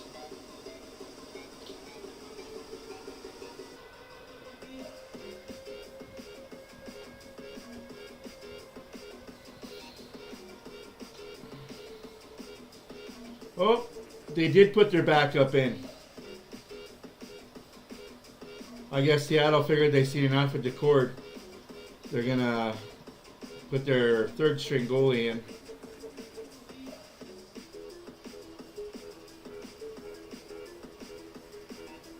Here at Rogers Place, Cam Moonlow and Bob Stoffer. We're getting ready for the third period. 2-0. Seattle leads. The Oilers on the power play to start off this third. That Oiler 50-50 presented by Rogers. It's back with life-changing jackpots. Tonight's 50-50 jackpot sitting at $110,000 right now and climbing. Our next lucky winner could be you. Get your tickets now at EdmontonOilers.com/50-50. I knew I missed something in the preseason, so we're going to have to give it an extra plug here tonight. Okay? Yeah. Or the pregame game. Oh, I see. Yes. Now I'm picking up what you're laying down. All right, we get set for this start of the power play. Minute 51 to go in the man advantage for Edmonton. That power play is presented by ATCO Energy, your trusted energy retailer. Learn more at ATCOenergy.com. Score here, Goes into man. the Just Oilers zone off the draw. gotta Start answer. up the right wing. Swings it back to McDavid. At center, to Draisaitl, in over the Kraken line, right wing. Tomashek has it off the right side. To the left wing point, to McDavid, to Bouchard, to McDavid, down the left wing, to Bouchard across. Draisaitl rips it wide of the net, and it goes down the ice. Ay, ay, ay. Same Bouchard power play. through the middle. Now to McDavid. McDavid into the Seattle zone, right wing corner, behind the net to the left. Stops on the left wing. Frederick to the blue line to Bouchard. To McDavid, out to Frederick on his stick, lifted before he could shoot it. Left wing McDavid to Draisaitl, shot off the outside of the post. And Alexiak will crank it around the left wing boards and down the ice. Same power play. Puck to Draisaitl, Draisaitl shoots. Puck to Bouchard, Bouchard shoots. In the third. Lepinen We need a better power play. to Hudson. Now to Mangiapane. Mangiapane will shoot it in. Puck rimmed by Coco. Mike Coco coming into the game here for the third period for the Kraken. Sent off the right wing boards and down the ice. Mike Coco, a second round preseason, pick but of the Kraken in 22. Played Coachella Valley power last play needs to year. be better. Bouncing puck to Schwartz. Schwartz into the It's too zone, freaking right predictable. corner, penalty over in 5 seconds. His centering pass, and it's played wide. A shot by Wright missed, and it goes all the way down into the Seattle zone. Penalty is over. Edmonton 0 for 2 with a man advantage. Up the right wing. And it's center ice. Gets shot in by Furcus. Szymanski in the right wing corner to Millman behind the Edmonton goal. Up the left wing, off the boards and out. Newman couldn't get it in deep. Picked out of the air. Szymanski comes into Seattle territory. He gets taken down into the left wing corner. He gets right back up. The puck's in behind the net. Goes to the right wing point. Boeki across to Millman. A shot. A save made by Coco. Puck gets to the middle of the ice. And Fergus on the right wing for Newman off the boards and into the Oiler end. Millman. Out of Regula. Left wing to Lazar. Stood up just inside the Kraken blue line. Chalet down the left wing. Lost at top of the circle in the Oilers zone. Mangiapane right wing again. Mark comes into Seattle territory. Stops. Comes off the right wing boards. To Regula. His shot saved by Coco, and he's able to cover it up. Let's get some bodies in front of the net, To boys. the left. DK Coco has come into this game here in the third period for the Kraken. 2-0 Seattle leads. 3 minutes, 10 seconds gone here in the third period. Coco spent some time in Finland last year. Was in Coachella Valley, playing for Derek Blackstall.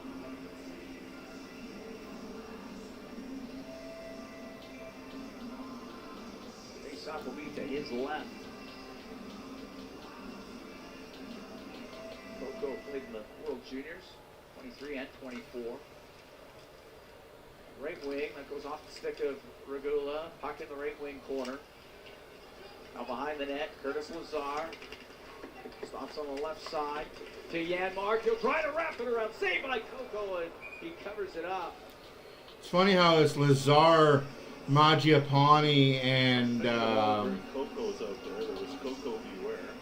don't know the other guy that's on their lineup, but they're the most dangerous line right now.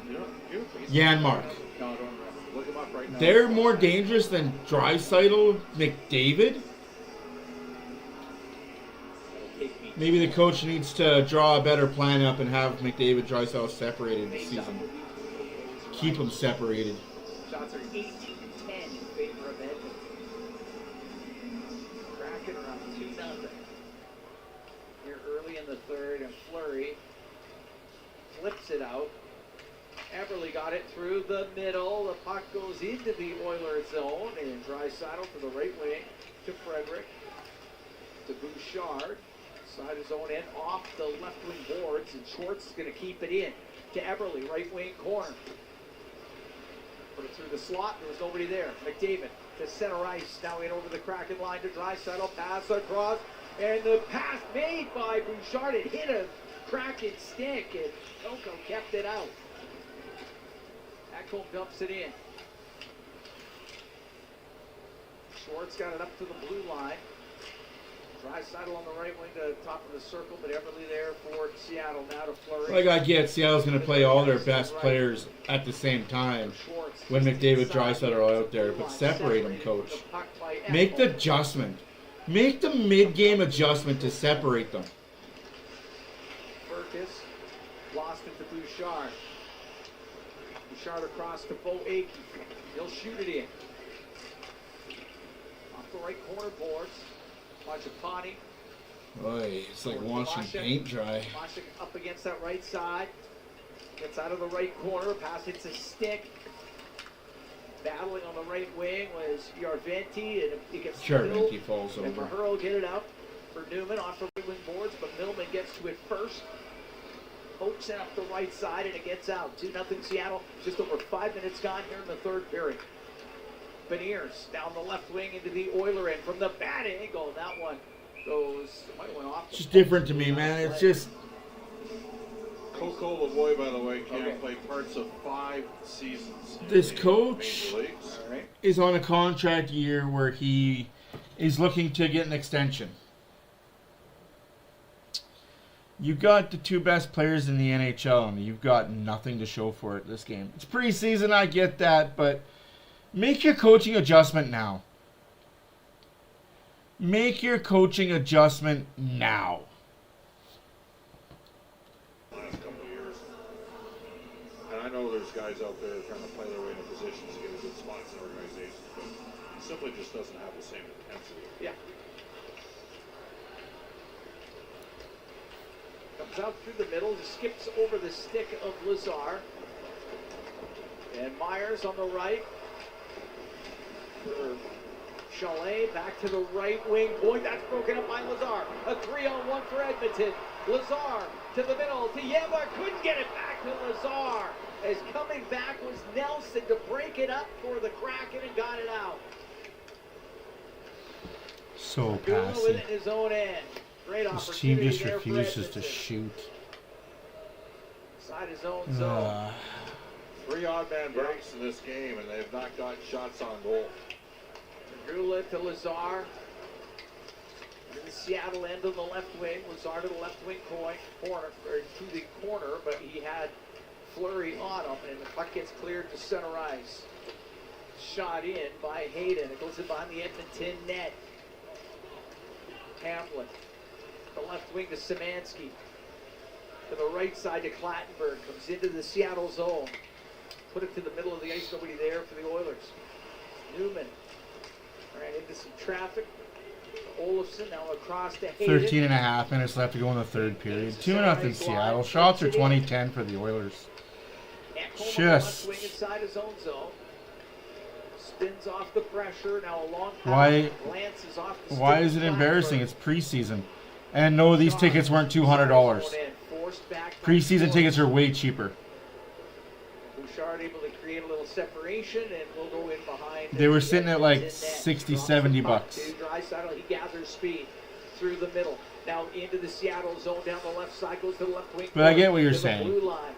Still a lot of money. Leppinen to the right wing. It's not embarrassing. You're watching 2 NHL teams play each other. If you would have went to Thursday's game, that would have been embarrassing. You saw 2 AHL teams play each other. The net to the right, his pass to Draisaitl was blocked, goes to the point. Leppinen, right wing, he was looking for Draisaitl, stepping up on the play was Alexia. You saw a Battle of Alberta with 2 AHL teams in their Oilers jerseys. with 20, and the Kraken only with 10. In a low event game. Leppinen through the middle.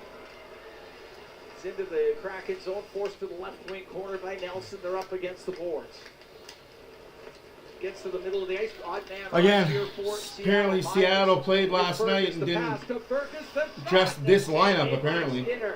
It's Jagger Burkus Aside from with a chance cord. off the right wing, and it's Akey to center. Who started this Into game, the but Seattle zone. And it poked out that's the stick. that's It's how in behind desperate the net. Seattle is to not lose a Kraken leads preseason the game, I lead. guess. That's here in the third period. Heaven forbid you see Connor McDavid, Draisaitl in the lineup and you play an AHL team. Couple of moves to Beniers, dumps it in. I get it. Skinner gave it to Akey. middle to Yarventi. Off of him and into the zone. Oh, yeah, no, absolutely. Sit out of the zone. Yeah, it is embarrassing that this team can't shoot.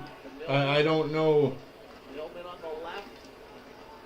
Like, we can have a goalie make all the saves in the world. If you're refusing to shoot on 2-on-1s, 2-on-3s, it's unacceptable. I get it's preseason. You're getting a rust out. I get all that. I understand all that. I feel that. But up the right good lord. It'll get to Bouchard. He'll go towards the net. He'll take it behind. He'll center it. The chance. Score! They score! Mangiapane with his first as an Oiler. Mangiapane, and he was able to get it underneath Coco. The Oilers cut the lead for the Kraken to 2-1. Well, quick up the ice, created a 2-on-1, and Bouchard went back around the net. Swooped in as a right-handed shot, but it was Bouchard behind the goal.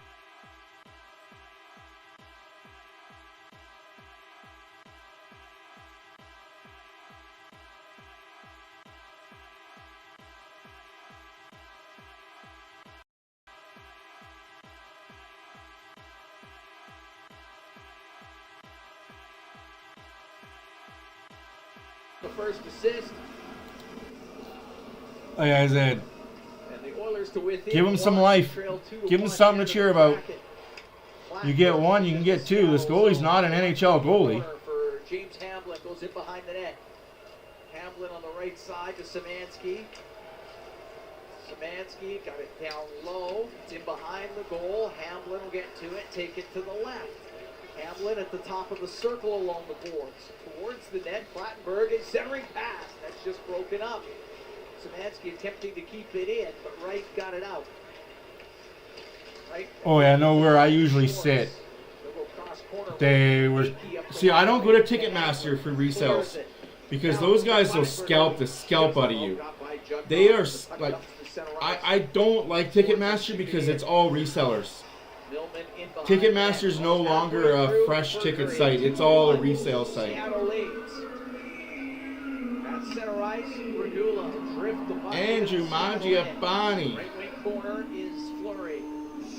at 9:03, assisted by Bouchard. Left side to Myers. Myers left wing corner, and Lazar takes him to the end boards. The puck comes loose. A wraparound attempt to save made by Skinner as Newman with the opportunity. It's all resellers, right? Puck to the blue And line, Olofsson. I know a buddy that's. Slapping it up the left wing to Lazar. That's not resale? Damn. Ticketmaster, you are gouging the people. I never buy tickets on Ticketmaster. Goes to the right corner and They're an American company, and you're paying American dollars now. bringing it out will be Beniers. He's by himself. I learned that the hard way. Held up by Bouchard. Loose puck to Ekholm. He's in behind the net. 2-1 Seattle. I went and looked at tickets, what was it? At least 6 years ago now. Down the right wing. And my seat that I wanted was $110 up by the glass. I'm like, okay, cool, $110. Service fee makes it $120. Okay, I'm okay with that. Go and put it on my credit card. $255.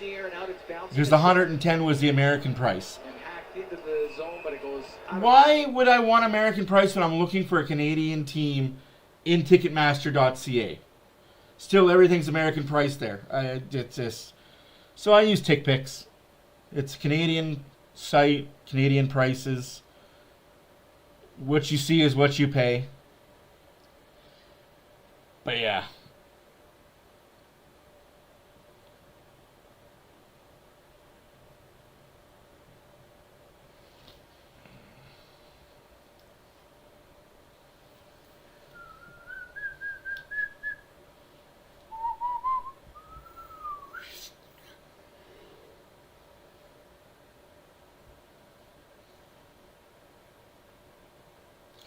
Yeah.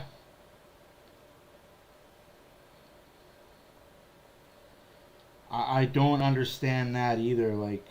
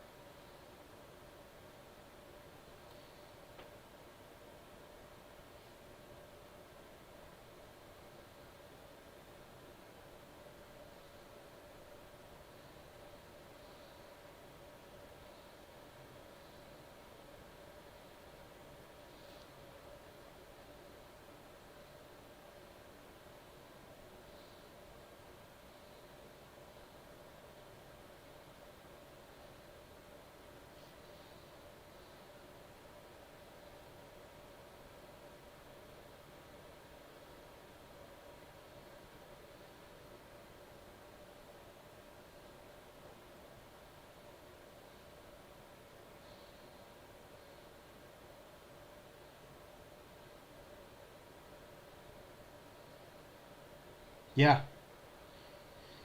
Like, again, I haven't been on Ticketmaster in a Got the Oilers to minute. within This was one. 5 years It's ago, so they behind could have the changed it Edmonton finally net.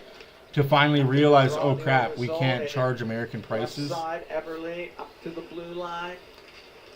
Cycles it. But Ekholm stepping in front to Bouchard behind the Edmonton net. As Bouchard waits. Coming through his Draisaitl, left the puck. Now it goes to McDavid, and he'll come through the middle of the ice. McDavid on the left to Draisaitl. Into the Seattle zone. Stops in the left wing corner. Bumps it back to the blue line. Ekholm, left wing to Draisaitl. Left wing boards to McDavid to Draisaitl. Had his stick lifted. And Schwartz will get it out. They'll shoot it right on net. Skinner steers it aside. Puck along the left wing corner boards in the Edmonton zone. Tied up in some skates. It's set in front. Scores! Myers was in the slot. It was set in front by Schwartz. And he rifles it under Skinner. And it's a 3-1 Seattle lead. Well, all three of the goals have been almost identical for Seattle in this game, where they created second chance opportunities where Edmonton's had some puck possession. And that time, Schwartz just a quick centering pass in front. Myers rips one past Stuart Skinner in a bang-bang play. There's Ekholm and Frederick 2-on-2 in the corner. And Schwartz made a really deft little play. That's insane. One-timer for Myers, who has a little bit of offensive game in him. I mean, he led Coachella Valley in scoring last year. Yeah, He rips it home. I agree. 12-13 time of the goal. Myers with a goal and an assist in this one. You're right, that was a great setup by Schwartz. Had to work hard on the end boards to win a battle and then spin it in front of the net. And it's a 3-1 Kraken lead. I agree, Epic. Side Skinner is Skinner has zone. to have that one. Chalet will But get like out I said, to center there's ice. It's flipped in. Myers after it in the right Preseason. wing corner of the Oiler end. Regula on the end boards. In some skates. I won't be too harsh on anybody that played tonight. Comes free. I should be, but I won't be. Leppin in. Just missed Mangiapane. There's just been a lot of passengers. At center ice. Chalet will put it in right on net. Skinner had to stop it and sweep it to the right wing corner. Regula behind the goal for Leppin. Ugh. Alec Regula. Regula up the right wing. Off the right side. It's able to go deep into the Seattle end. 7 minutes left to go in the third period. 3-1 Seattle. But here's at center ice. He'll dump it in on If the you're backhand. worried about Gilman getting hurt, chases don't play after it. these games. Pass across to I'm saying that about anybody. Oilers, Seattle, Vegas, Vancouver, Left wing to Toronto. Millman. If you're a player and you're worried about getting hurt, tell your coach you don't want a preseason game. Now in the neutral zone, right wing for Hamlet can direct it in. Myers I disagree. Schwartz and Everly on that goal to make it 3-1 I don't think we Seattle. can say that based on one game Blackbird running where everybody in the game was flat-footed is on the ice. and terrible aside from one or two guys. Set down into the Oilers Because if zone. you say that 6-9 about to go Skinner, to you're third, going to have to say 3-1, that about the Kraken Bouchard, lead. Ekholm, Edmonton Oilers. Draisaitl, McDavid. Years ago. For sure. You're going to have to say that about all of them. It's going to be a long season for them. Gets into the Seattle zone right wing. Now to Lazar the shot. Coco the save. Puck on the left wing point. Again, no pressure to play, no pressure to win, right? That's how he likes it. Side, coming out with it is But I'm happy for him. I'm happy he's in a place where there's no desire to win. Skinner to the left corner to Leppin and Leppin up the left wing. He'll go to the blue line and Furcus just turns, shoots it off the left corner boards. And it's kept in by Molgard. It's in behind the Edmonton net. Epic, it doesn't matter. They're not replacing Skinner. Pressure Like, on Everly. Morrison, get it back to the blue line and Fleury we can shot beat off the dead shoulder horse till of it's Skinner. dead blue A back rising again, dead blast blue from and the back right again. wing point. Skinner isn't going anywhere this Fleury season. down the right wing and they go off of Lazar and come out. Bring it right back in. Shane Wright, left side to Schwartz, to the middle. Everly, a couple of moves, a shot. And that We was can't blocked hang right this on beside. Skinner and Skinner And alone. skate away When the for Oilers have had Edmonton. 4 Under 5 3-on-2s, to go to the third. Oilers down 2-on-1s, 3-on-1s, and have done nothing Behind with his them. own net. Like, Getting it up the left wing I is understand Olsen. what you're saying. Schwartz I just only don't to think we center can ice. Bouchard there for the judge Oilers. one Right game. wing to Draisaitl. Cross ice pass. McDavid for Ekholm. It just broken up. Puck to the blue line. Those little touch passes Again, worked all game for Edmonton. All-star defense for the Seattle Kraken. Schwartz off the And they're left playing wing, like an puts it in. all-star defense right now. Go to Ekholm. Try to poke it to the right corner. Comes free to Beniers. The shot from the angle. The save made by Skinner. Seattle's Loose team puck is to Bouchard. skilled with vets. For McDavid. Into the Seattle end. Stops on the left wing. Off of Ekholm. It goes in behind the Seattle net. We're coming up to 4 minutes left. 3-1 Seattle leads. Beniers down the right side. Off the right wing boards it in. He'll go after it. Beniers centering pass. It is an Stop. unpopular Stick of the decision, but it netminder, will be Skinner traded. Like, I don't know why you guys want to get rid of Skinner. Draisaitl. It won't be Skinner traded. It'll be Seattle zone on the Picard. right wing. Calvin Brings it Pitts will be back to the traded blue line. before Skinner. Floats it across. It's just fact of it, guys. Like, Draisaitl to Leppinen, and he blasts it wide of the net. Who do you think's been the best Oiler tonight? I don't know. Down the right wing, coming to the net. Fergus, the shot. you're not wrong, Jotes. Made If by Nurse isn't Skinner. 100% and Ekholm's not 100%, yeah, this team's going to Down be the right hurting. wing. Skinner holds on. We'll take a break. We're in the break. No, this defense has looked terrible. Regula has looked out of place. Like, no offense to Leppinen, but you're playing with Regula on your side, and he's looked ouched. I don't know. Like I said, this team is going to have to pull up their jock straps come October 7th. Come night 1 of the regular season, this team has to nut up or shut up.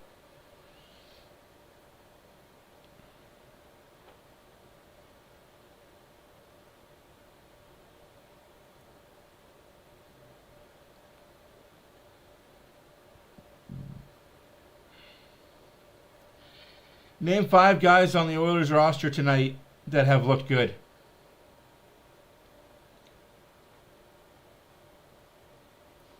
Without bashing anybody. No, he hasn't. He hasn't played a Regula season game in 2 years.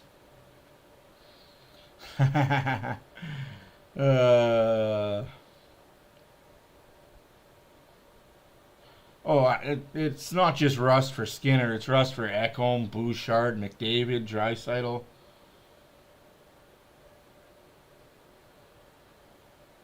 You can practice against your teammates all you want, but you're not hitting them. And with Hyman not going to be back till November, mid-November at the earliest, that's going to open up a space for these young kids. Trent Friedrich looked good on the wing.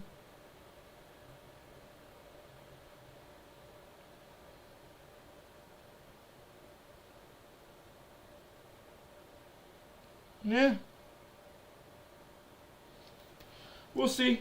I don't think they're going to tank in the first 2 months of the season. But I'm not a doctor. I'm not a prognosticator. I don't think we're going to have to worry about any of that. This team is going to make the playoffs regardless. But they don't want to make the playoffs. This team, from what I've been hearing and talking to people, just making the playoffs isn't the target.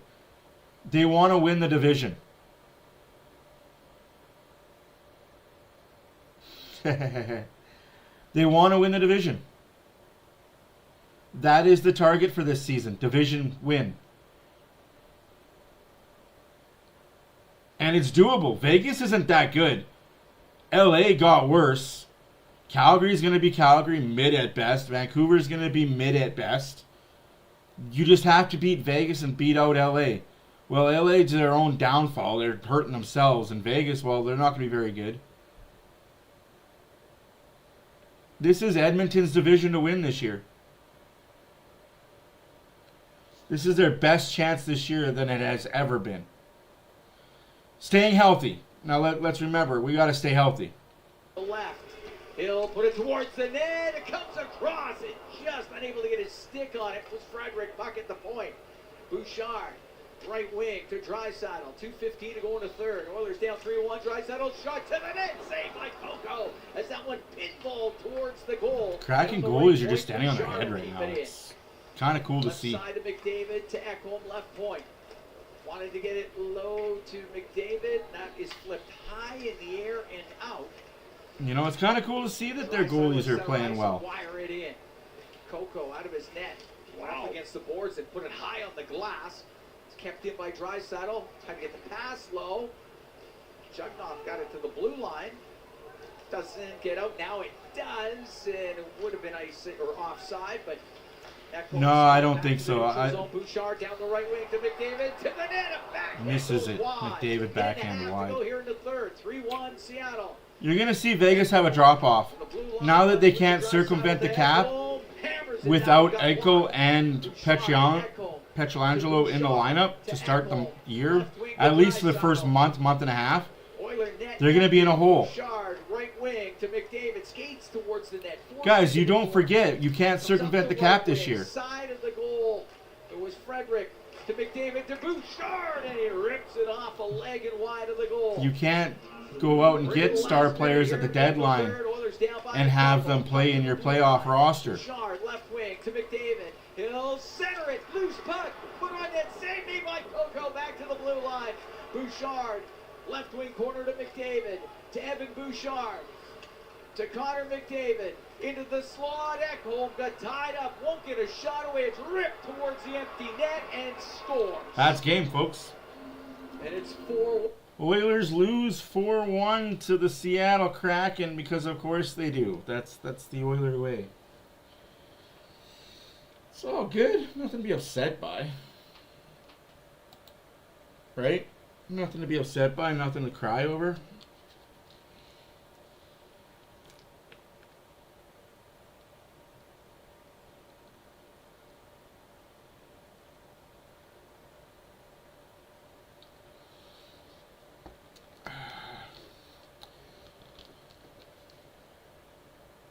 This team has to learn how to be better. This team has to learn how to play better structured defense. And I don't know if they know how to.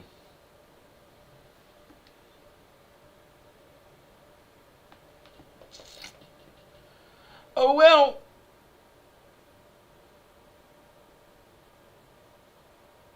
Oh, I don't go on the Oilers page for that reason. I can't stand the comment section on those pages. The comment section on those pages are toxic.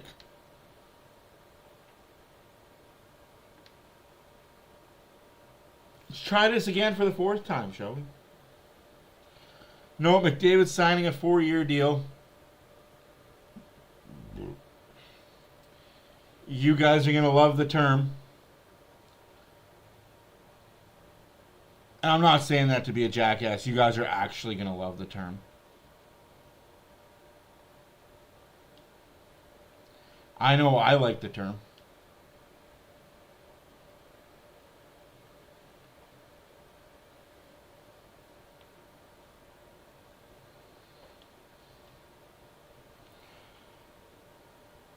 I like the term and I like the dollars.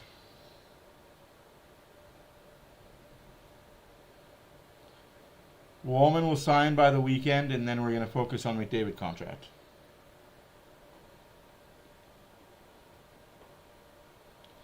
McDavid is going to be the highest paid NHL player going into next season. Well, after next season, going into his next contract.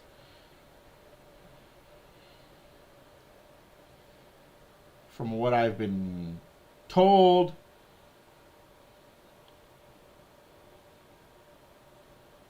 take it with a grain of salt, but I believe what I've been told. And he's going to piss off the NHLPA in doing so.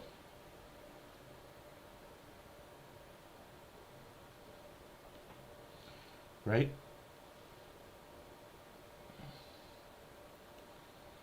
Eichel's not signing in Vegas. He's going to test free agency. Kaprizov is going to sign in Minnesota. But again,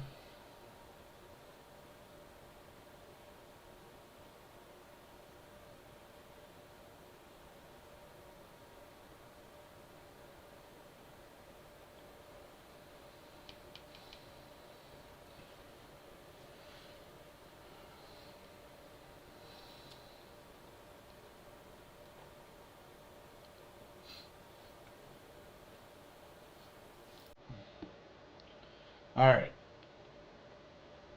Let's try this again, shall we?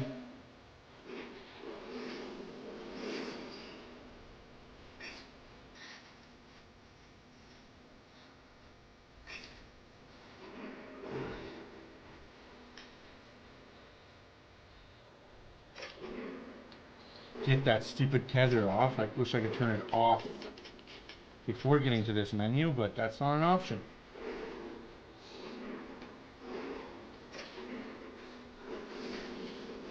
Let's get this game over with, eh?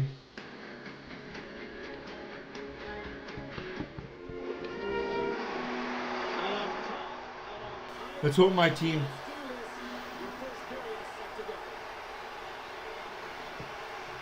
Unjustified, Chemo. It's unjustified hate. But you know, Oiler fans, they're gonna... Any reason to hate on Stuart Skinner is a good reason for them. He could have let one goal in on 110 shots and they'd still say he let in one goal on 110 shots. End of the day, the Oilers didn't look good. McDavid looked terrible. I'm going to call a spade a spade. For a guy that bitched and moaned about not shooting the puck, Mother Tubber didn't shoot the puck.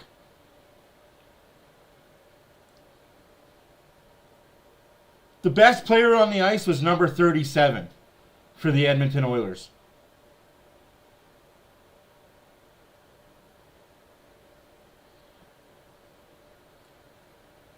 When your defenseman who plays second pair with Regula is the best player on the ice, when you have McDavid, Draisaitl, Bouchard, and Ekholm, oh, for fuck's sake, stop moving, you fucking retard.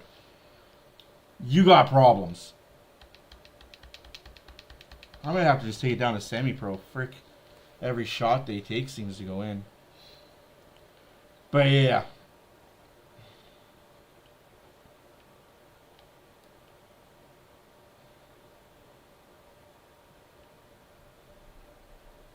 Come on, guys. Missed the net by 5 feet.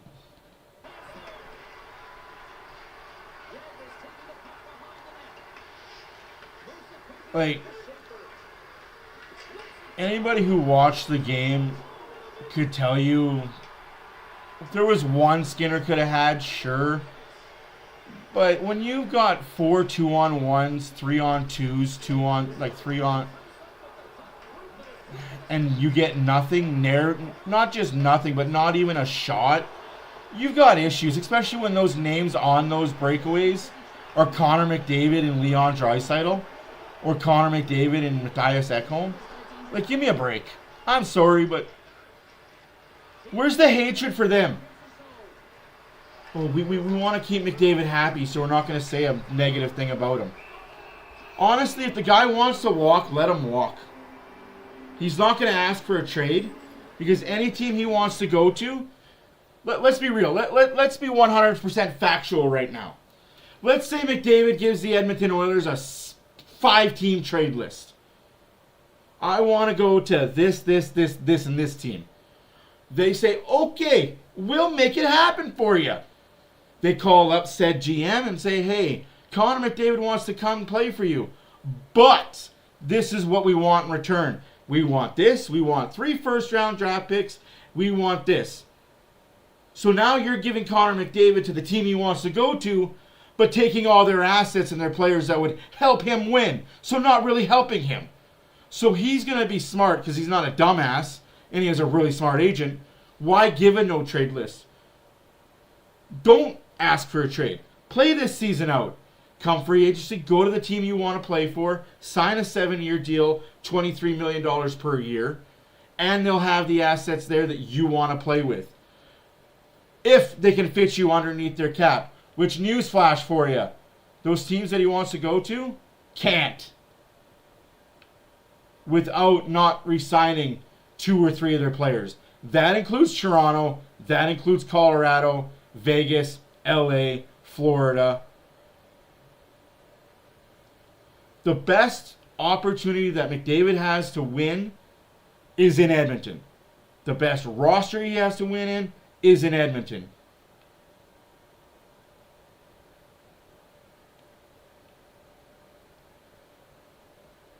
What do you mean?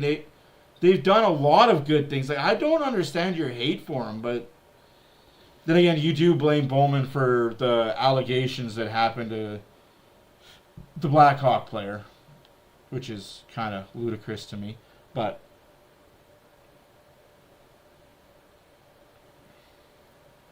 it's funny how people blame Bowman, but they don't blame Jonathan Taves, Patrick Kane, Duncan Keith, Brett Seabrook, Corey Crawford, or any of those other star players that were in the fucking room and witnessed it happen. Nobody's mad or upset at those guys. But you're upset at the GM that was only there maybe 25% of the time? Just, I don't know. Yes, you do. You absolutely do. You absolutely do. Okay, so let me ask you this, Jodes. Are you upset that Holloway and Broberg signed... what is that? Freaking... I'm drawing a blank. Whatever they signed. I'm drawing a blank right now. But are you upset that they signed that? Offer sheets. Are you upset that we lost them for offer sheets? Yes, you are. So you can't be upset when management doesn't sign players and they lose them to offer sheets or to a team that offers more, and then be upset that they have a player that they can sign for cheaper to not have to overpay or lose them to offer sheets. You can't have it both ways. And Trent Friedrich is one of those players.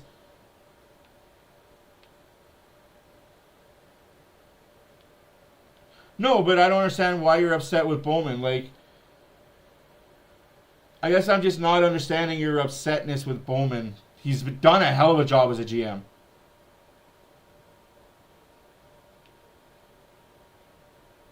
Him and Jackson have done a hell of a job getting players to play in Edmonton. And if anybody's upset that Carter Hart didn't sign in Edmonton, no, I disagree with that. Holland is to blame for that. Holland is definitely to blame for... If you want to be mad at anybody in that situation, you got to be mad at Holland.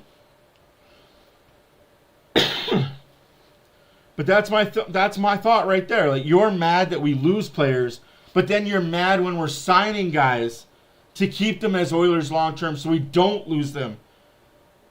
You have to risk signing these players before they make good deals and hit big on points. You have to take that risk. Also, Trent Friedrich didn't sign a no movement clause, no trade clause, no anything clause. It's straight up 8 years for that money. So in a year or two, if that contract becomes bad, that's a movable contract for the Oilers. That's a buyoutable contract. Oh my fucking God, this team just fucked. Every shot in the middle, man. I gotta stop moving. I gotta keep off the right trigger. Fuck. So no, like, I love the Trent Friedrich signing. I love the Pods Colson signing. I'm loving the Wallman signing that's coming this weekend. And I absolutely love the McDavid signing.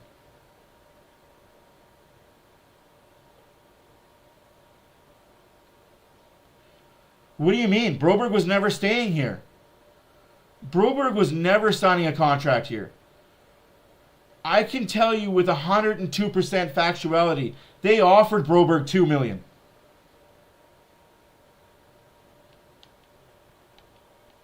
Broberg was never going to re-sign here in Edmonton.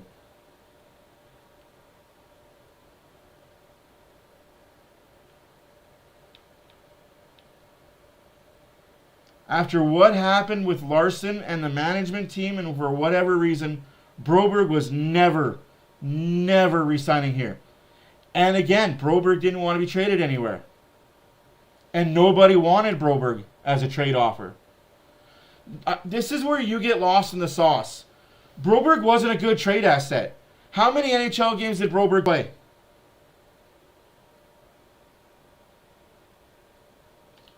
No, I know, but how many NHL games did Broberg play? You know what the ask for Broberg was when who was the GM at the time? I think it was Holland. When Holland went asking to trade Broberg, guess what teams were offering him? A 5th round pick, a 6th round pick. No players, and nothing higher than a 5th. Because Broberg had less than 10 NHL games under him. Because that was the minimum amount that they could offer him.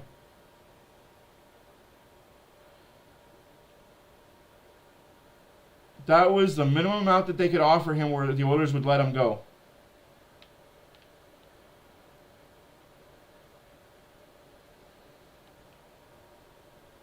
St. Louis offer sheeted him just enough to know that the Oilers were not going to sign that offer sheet. They weren't going to offer him a cent more. And they weren't going to offer him a cent less, because a cent less, the Oilers would have matched. A cent more, and they would have had to give the Oilers extra draft picks. That's why I'm not mad at St. Louis. I'm not mad at Broberg for signing the offer sheet. I'm not mad at anybody in that situation. I think all parties involved did what they thought was best for their organizations. I wish nothing but the best for Broberg, and I wish nothing but the best for Holloway, but truth of the matter is they were both told to take less. They were both asked to take less for short term until the salary cap went up, and they both kind of spit in the faces of management and the team and said, no, we're better than that. No, you're a third-line plug, and maybe one day you'll be a top 4 defenseman. But based on the numbers and based on the games played, you're a 6, 7, 8 defenseman.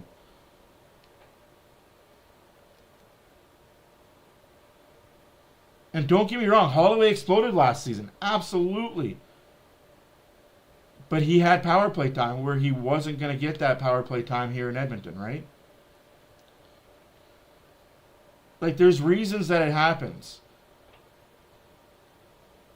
I wish nothing but the best for those players, but I think the Oilers are a better team without them. I think McDavid is going to sign his contract and be happy when he does, and Oilers fans will be happy when he does.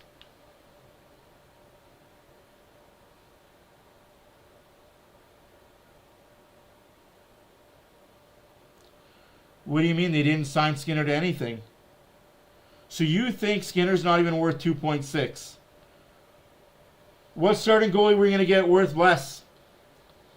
But I'm not trying to be I want to ask an actual question. Like, hey, speaking of Boaki, what goalie were you going to sign as the Oilers? Oh, for Jeff Skinner? I agree. No, I agree with you there. The Jeff Skinner signing, to me confused me as well. That was a blunder on Bowman. I won't defend that at all on Stan Bowman. That was a blunder. I don't understand that. But again, you thought you were getting a bona fide NHL player that could play hard minutes, play PK, little bit on the power play if needed, be up in your lineup, and it just wasn't that. For some reason, it didn't work out in Edmonton. I'm not mad about it. It just didn't work out. Sometimes the fit just isn't right. Sometimes the shoe just doesn't fit the foot, right?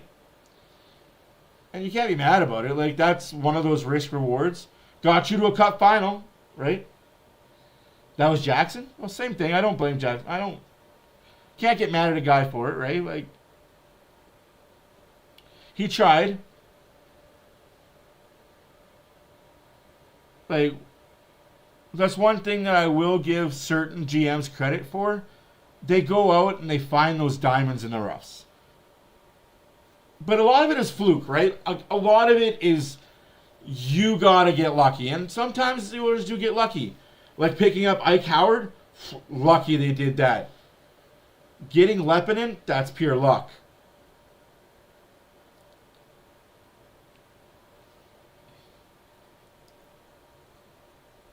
And this Russian player that's under contract in Russia still till next year, once he comes over, guys, that's going to be, like, he's going to be the player to watch. But yes, the Oilers have a future. For the first time in probably 15 years, the Oilers actually have an AHL depth at forward and defense that we can actually hang a hat on and say, hey, there might be something there. No, absolutely, they drafted him. But that's what I mean. Like, you got to get lucky at drafting these players and going out and finding these young kids and diamonds as players, right? Oh, I got lucky there because that might have been a goal. But that's what I mean. Like, for so long, the Oilers have drafted crappy and signed crappy contracts and had young players not work out. But now it's starting to be the other way. And I'm okay with it, right? Like, I am A-okay with how the AHL looks right now. We finally have cupboards. But like I said, you can't be a good team in the NHL and have a good AHL team too. Either you're going to have bare cupboards but yet have success, or you're going to have full cupboards like Calgary, who have a lot of good players. I think I'm not going to take words out of Rhett Warner's mouth. What is his last name? Barn Burner, the Flames podcast. The Flames Nation guy. He said it best. The Flames have a lot of good prospects. Good forwards, good defense, and good goalies. They don't have a superstar. They don't have a great one. They have a lot of good. But good doesn't win you anything. Good doesn't get you far.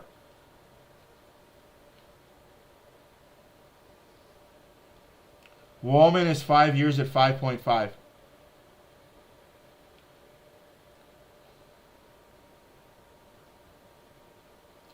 I'm hearing it's a 5-year deal at 5.5 to 6.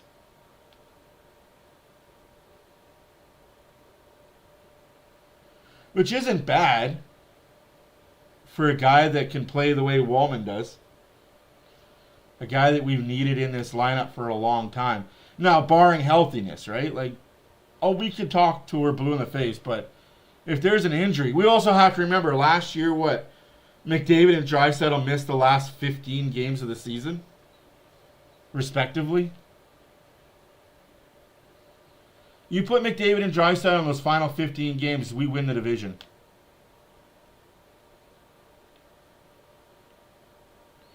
Ekholm is sounding like a 2-3, yeah. Again, at 5.5. Oh, what a goal. What a snipe. My team finally woke up. We might get a win here, boys. But you're right. Ekholm's looking at a 3. At 5, between 5 and 6, just like Wallman. Which are good deals, right? Because you have to remember, next season the cap goes up another $10 million. Season after that, it's going to go up another 15. Season after that, it can go up another 15. Like, we could be sitting here 3-4 years down the line and the cap is $40 million higher than it is today. Right? Which are great contract numbers. I'll put that in the corner like that. $3 million deal? No, he's going to get more. He's earned more. Again, barring injury, right? If he's healthy, I think he's getting 5 to 6. If he's hurt, then yeah, 3, 2.5, 3.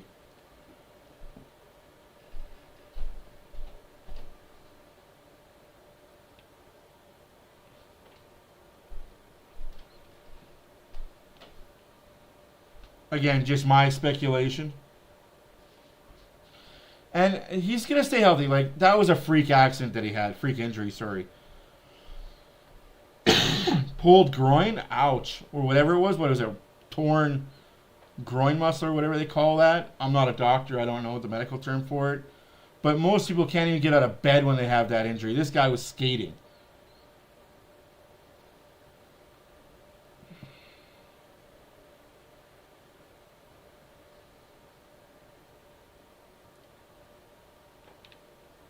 Oh, what a save.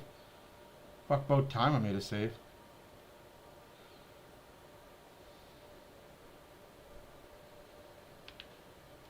Oh, 2 for 2.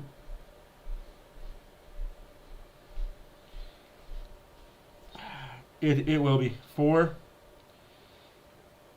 And the number is lower than 18. 3 back-to-back saves. Look at me fucking figuring out how to play this game. It'll be lower than 18 million per year.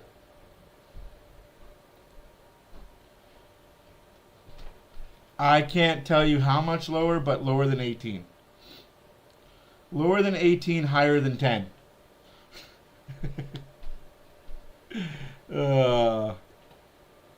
It's sounding like it's a 4-year.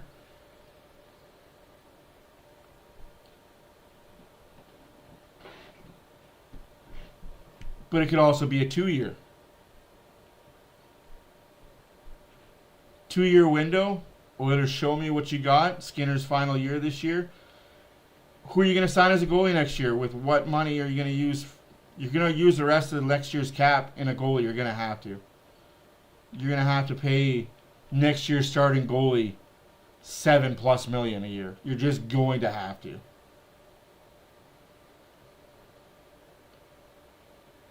Unless you can trade for a star goalie right now that is on a team-friendly contract that has term after this year.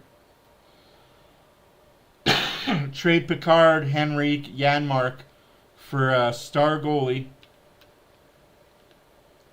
that has term left. Make him the #1 goalie. Skinner walks at the end of the year, and you still have that goalie and whatever money you have left to go sign another one. That's legitimately the only way the Oilers are going to get out of this issue of goaltending.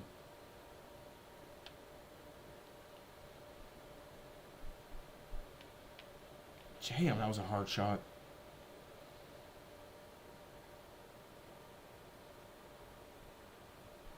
I just sadly don't see any other way of it.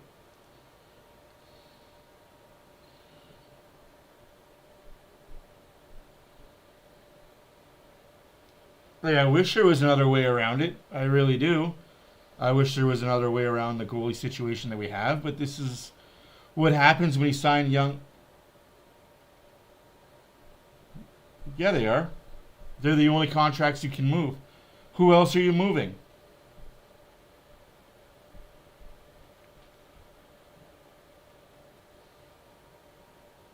You have to go money in for money out. So if you want a goalie with any type of money attached to him that's better than what we have, you're going to have to get rid of Rico and Janmark. And the value is there for Janmark. Absolutely it is. And all tank teams want a guy like Rico. Bottom depth guy that can win you faceoffs and still score 5 to 10 a year. With a value contract of Picard as a backup goalie. Those three combined gets you a goalie for sure. What's Janmark's contract and what's Henrique's contract? I can't remember what their numbers are off the top of my head.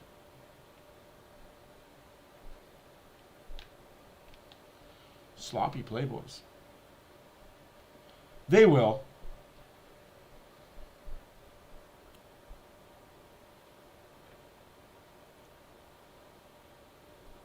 Nice tip. Like I said, I don't know why they wouldn't. Like, that's your stubbornness if you didn't. Oh yeah, no, you're going to have to trade Picard. You're going to have to trade Picard to get a goalie because that's the only way. And you're going to piss off a lot of fans. Yeah, 3 and what, Janmark's 2.5 or 3 point something? 1.4. So that's 4.4 and then add another million for Picard. So now you're at 5.4. You can go get a goalie for 5.4. Be Skinner's starter or Skinner's backup. Obviously, he'd be the starter because he's making more than Skinner.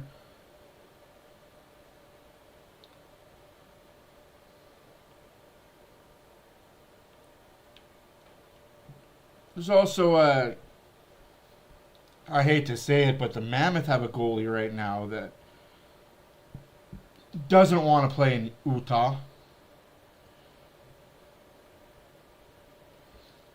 Hey, we won a game.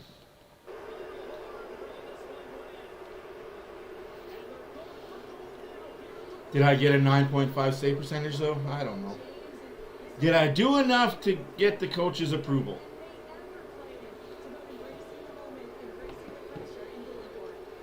Let's go look, shall we? Because I'm curious now. Puckpedia.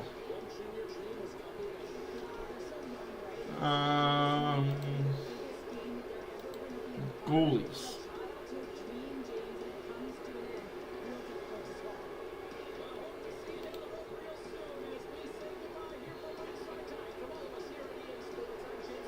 So you're looking at 5 point something. Darcy Kemper in LA, Tristan Jarry in Pittsburgh, Merzlikins in Colorado,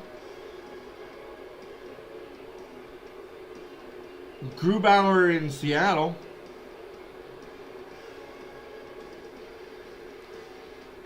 like, you're not looking that bad. Like, there's goalies out there in that price range.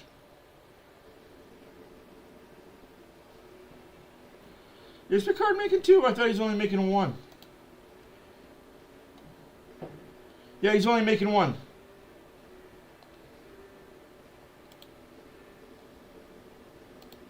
Yeah, he's still making 1 million. This is his final. I got a 904. I didn't get the 915. No.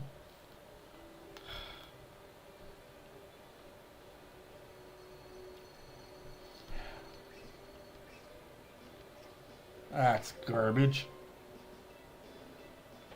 Hey, I watched the game yesterday. Congrats on the big win.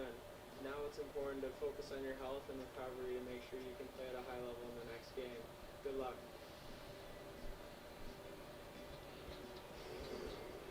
It's all about the swagger. I know management doesn't like me. I don't care. It's not about management. It's about me. What I can do.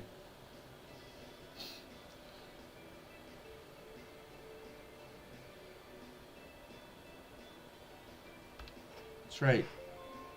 Oh, now my agent wants to talk. What's she want to talk about? Congratulations on the win.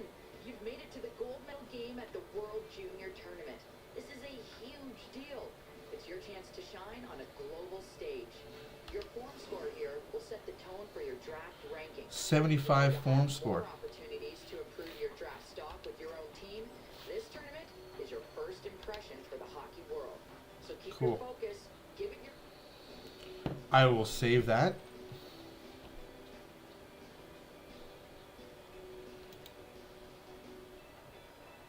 But yeah, no. I get what you're saying, though, Jodes. I understand exactly what you're saying, and I completely agree. You've got to move money to make money, though. And maybe you just ride these 2 goalies out. Let their contracts play out. Maybe you don't sign McDavid, and you use his money to get a number 1 bona fide goalie. You know, like... I've heard all week long, all summer long, losing McDavid is going to put the Oilers back to the decade of darkness. No, it's not. When you got guys like Draisaitl, Hawkins, Ekholm, Bouchard, Wallman, Hyman, when you got guys that can still play and still contribute, you're not going backwards that bad. And then you can use his money. First off, you can use his money to go get 2 or 3 superstar players. Yeah, they're not going to be Connor McDavid. But you can go get 2 or 3 players that can fill the role of Connor McDavid and get the points spread out that Connor McDavid by himself could get. Right? Like, maybe that's just me. Maybe that's just me overthinking and knowing that as great as Connor McDavid is, you can replace 1 with 3. You don't want to, right? You don't want to, but if the opportunity is there and the money is there, instead of spending 14 or 18 or 19 or 20 million on 1, you go get a stud defenseman at 5 to 7 to 8, and then you'll go get another star forward at 8, right? You go get these players at 8. Yeah, maybe you're right. Maybe they need new blood there. Maybe they need new blood there. I don't know enough about Chris. I know he does do a a job. In my eyes, not good, not bad, but it's a job. But end of the day, the Oilers are going to do what's best for the Oilers, and Connor McDavid's going to do what's best for Connor McDavid. I'm not going to read the tea leaves and say this one postseason game is all on the goalie when the team in front of him really didn't show up for majority parts of the season, for the majority parts of the game. Anyways, my name is Matt for OilersFanReaction. Thank you for stopping by and saying hi and having a great chat. Like I said, this year I'm not going to do any shouting, screaming, or belittling. It's all about conversation, all about dialogue. You have an opinion? No, you're right. It hasn't been great. It's all about dialogue, all about communication. You have opinions. I have opinions. Let's hear both sides. Civil conversation. Nobody needs to get shot over it. You guys have a great night. Deuces.